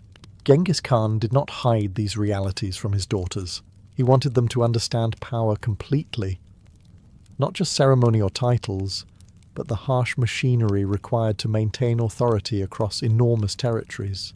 And on the steppe, authority rested heavily on military strength. The daughters learned that survival depended on preparation, discipline and adaptability. Horses had to remain ready. Supplies had to stay organised. Weak leadership invited disaster, because the Mongol Empire moved fast, and anything too fragile to keep pace was eventually left behind. As the empire expanded across Asia, the daughters of Genghis Khan carried another responsibility just as important as warfare or politics. They became the mothers of future rulers, and in Mongol society, motherhood was not treated as some quiet background role hidden behind palace curtains. The women of Genghis Khan's family shaped dynasties directly. They raised sons who would inherit armies, govern territories, negotiate alliances, and occasionally start catastrophic civil wars like emotionally unstable weather systems. Very productive family environment overall. The daughters understood from childhood that bloodlines mattered enormously inside the empire. Loyalty to the descendants of Genghis Khan became one of the central pillars holding the Mongol world together. A ruler connected to the great conqueror's family possessed legitimacy that no ordinary tribal chief could easily challenge, which meant the women carrying that bloodline held tremendous influence. Mongol mothers supervised the education of elite children carefully. Boys learned riding, archery, hunting, and military discipline almost immediately. They were taught endurance before comfort, obedience before pride. A future Mongol ruler needed toughness, because weakness on the steppe attracted rivals faster than spilled meat attracted wolves. The daughters of Genghis passed down the survival mentality they had inherited themselves. Children grew up inside moving camps filled with soldiers, envoys, merchants, and political tension. They listened to discussions about alliances and betrayals while watching maps spread across carpets inside great tents. They learned quickly that empire required constant vigilance and constant movement. Mothers also taught practical administration. Mongol elite women frequently managed households and camps, while men campaigned abroad. So daughters and sons alike observed women exercising real authority from childhood. Unlike many medieval courts where noble women were pushed into ceremonial roles, Mongol society expected capable women to solve problems directly. If supplies failed, people starved. If horses weakened, armies slowed. If alliances collapsed, wars followed. There was little room for ornamental leadership. The daughters of Genghis also carried cultural traditions across vast distances as the empire spread. Through marriage alliances and mobile courts, they helped maintain Mongol identity while ruling regions filled with different languages, religions, and customs. One generation earlier, the Mongols had been scattered tribes fighting for survival. Now their descendants ruled enormous territories stretching across continents, an extraordinary transformation within a single lifetime. But raising children inside the Mongol Empire came with constant uncertainty. Succession struggles haunted elite families. Brothers competed for power. Rival factions formed around different branches of the royal bloodline. A child born into the family of Genghis Khan inherited prestige, wealth, and danger simultaneously. The daughters understood this perfectly. They had been raised on the steppe by a man who conquered through adaptability, discipline, and ruthless political awareness. Now they raised the next generation the same way. Because in the Mongol world, survival was never guaranteed. Not even for the children of empire. When people think about the Mongol Empire, they usually imagine cavalry charging across open plains, cities burning, and Genghis Khan glaring at maps while somebody nearby experiences profound regret. What they rarely imagine are his daughters quietly holding the empire together behind the scenes. But they did. As Mongol armies pushed deeper into Asia and beyond, the empire became too enormous for one man to control directly. Territories stretched across deserts, mountains, forests, and trade cities, filled with people who spoke dozens of different languages. Messages took weeks or months to travel. Governors needed authority, alliances needed maintenance, taxes needed collecting, and somebody had to stop everything from collapsing into chaos. Very often that somebody was one of Genghis Khan's daughters. The women of the royal family managed frontier regions, supervised trade routes, negotiated with local rulers, and stabilized newly conquered territories, while Mongol commanders remained away at war. In many ways, they acted as the connective tissue of the empire itself. Without capable administration, conquest meant nothing. The Mongols understood this clearly. Alakai Beki became especially influential after marrying into the Ongud people near northern China. She reportedly helped secure key border territories and maintained loyalty among local tribes during periods of rapid expansion. Other daughters ruled regions connected to the Silk Road, where controlling trade meant controlling wealth. And the wealth moving through Mongol territory was staggering. Caravans carried silk, gold, silver, spices, horses, furs, weapons, and precious stones across thousands of miles. The Mongol Empire eventually created one of the largest trade networks in medieval history, protected by military patrols and diplomatic agreements stretching across continents. Meanwhile, somewhere inside a moving Mongol camp, one of Genghis Khan's daughters was probably organizing supply inventories while men with swords dramatically discussed glory. History often works this way. The loudest people receive the legends.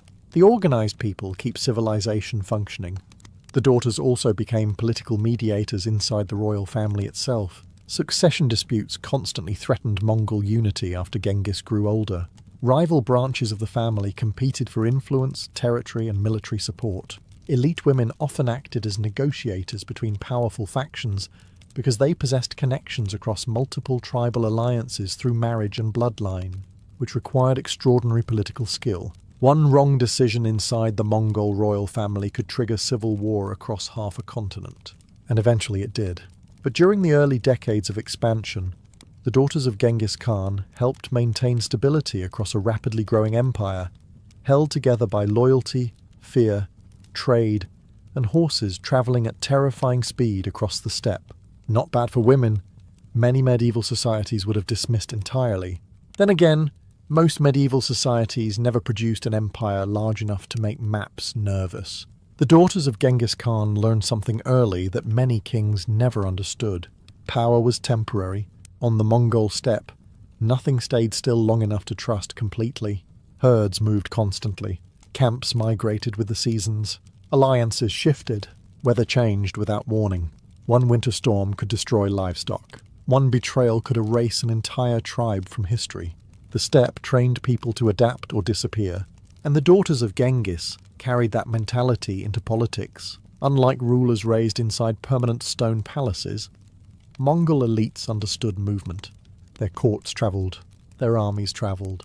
Even their homes moved across the grasslands on giant wagons pulled by oxen and camels. Power itself felt mobile, flexible, almost alive.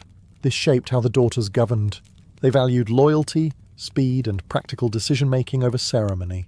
A ruler who could not respond quickly to crises lost authority fast. There was little patience for weakness or indecision, when entire regions depended on stable trade routes and military protection. And honestly, the Mongol world rarely allowed emotional overthinking anyway. If a blizzard was approaching, nobody gathered for philosophical debate beside candles. You moved the animals immediately or froze to death. The daughters also understood leadership through observation. They had watched Genghis Khan rise from near starvation and tribal exile to ruler of the largest land empire in human history. They saw firsthand how discipline, organization, and ruthless strategy transformed scattered nomadic tribes into an unstoppable force. But they also witnessed the fragility beneath that success. The empire depended heavily on personal loyalty to the royal family. Conquered peoples obeyed partly out of fear, partly because Mongol rule often protected trade and stability better than endless regional wars had before. But underneath it all remained constant tension. Too many ambitious generals, too many rival heirs, too much land. The daughters learned to navigate this dangerous environment carefully.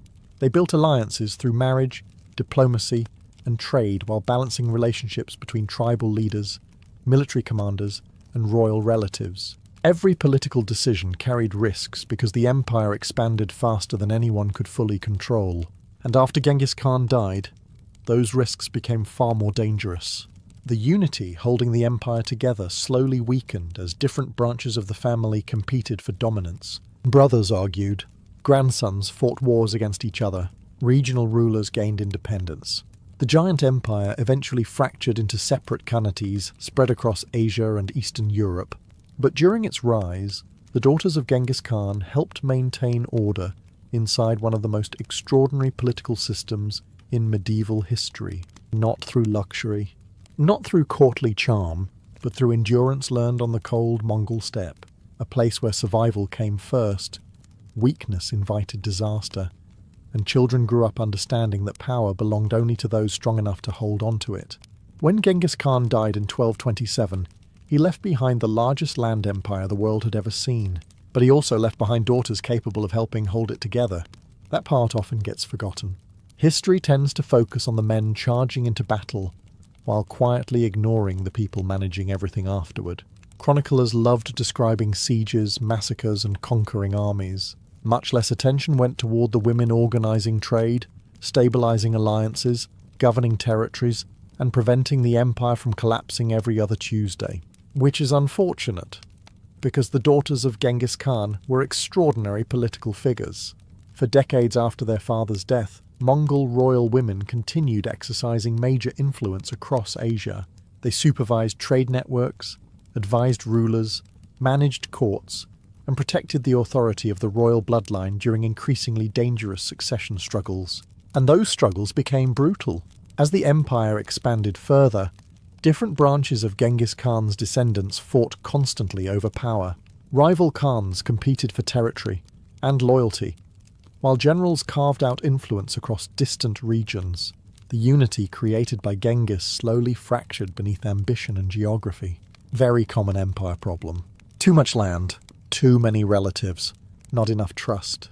Yet throughout this chaos, Mongol women often remained central to diplomacy and governance. Some acted as regents for young heirs, others negotiated between rival factions or protected political stability during transitions of power.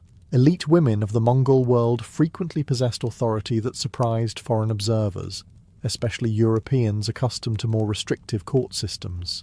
Persian and Chinese chroniclers occasionally described these women with a mixture of admiration and confusion.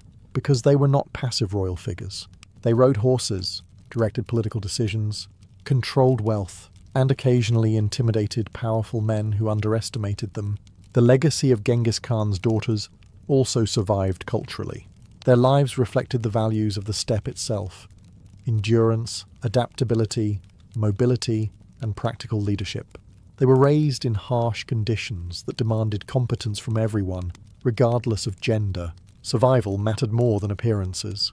A radical concept compared to certain medieval courts where noblemen spent entire afternoons arguing about lace sleeves. Even centuries later, Mongol royal women remained symbols of strength within regional history and folklore.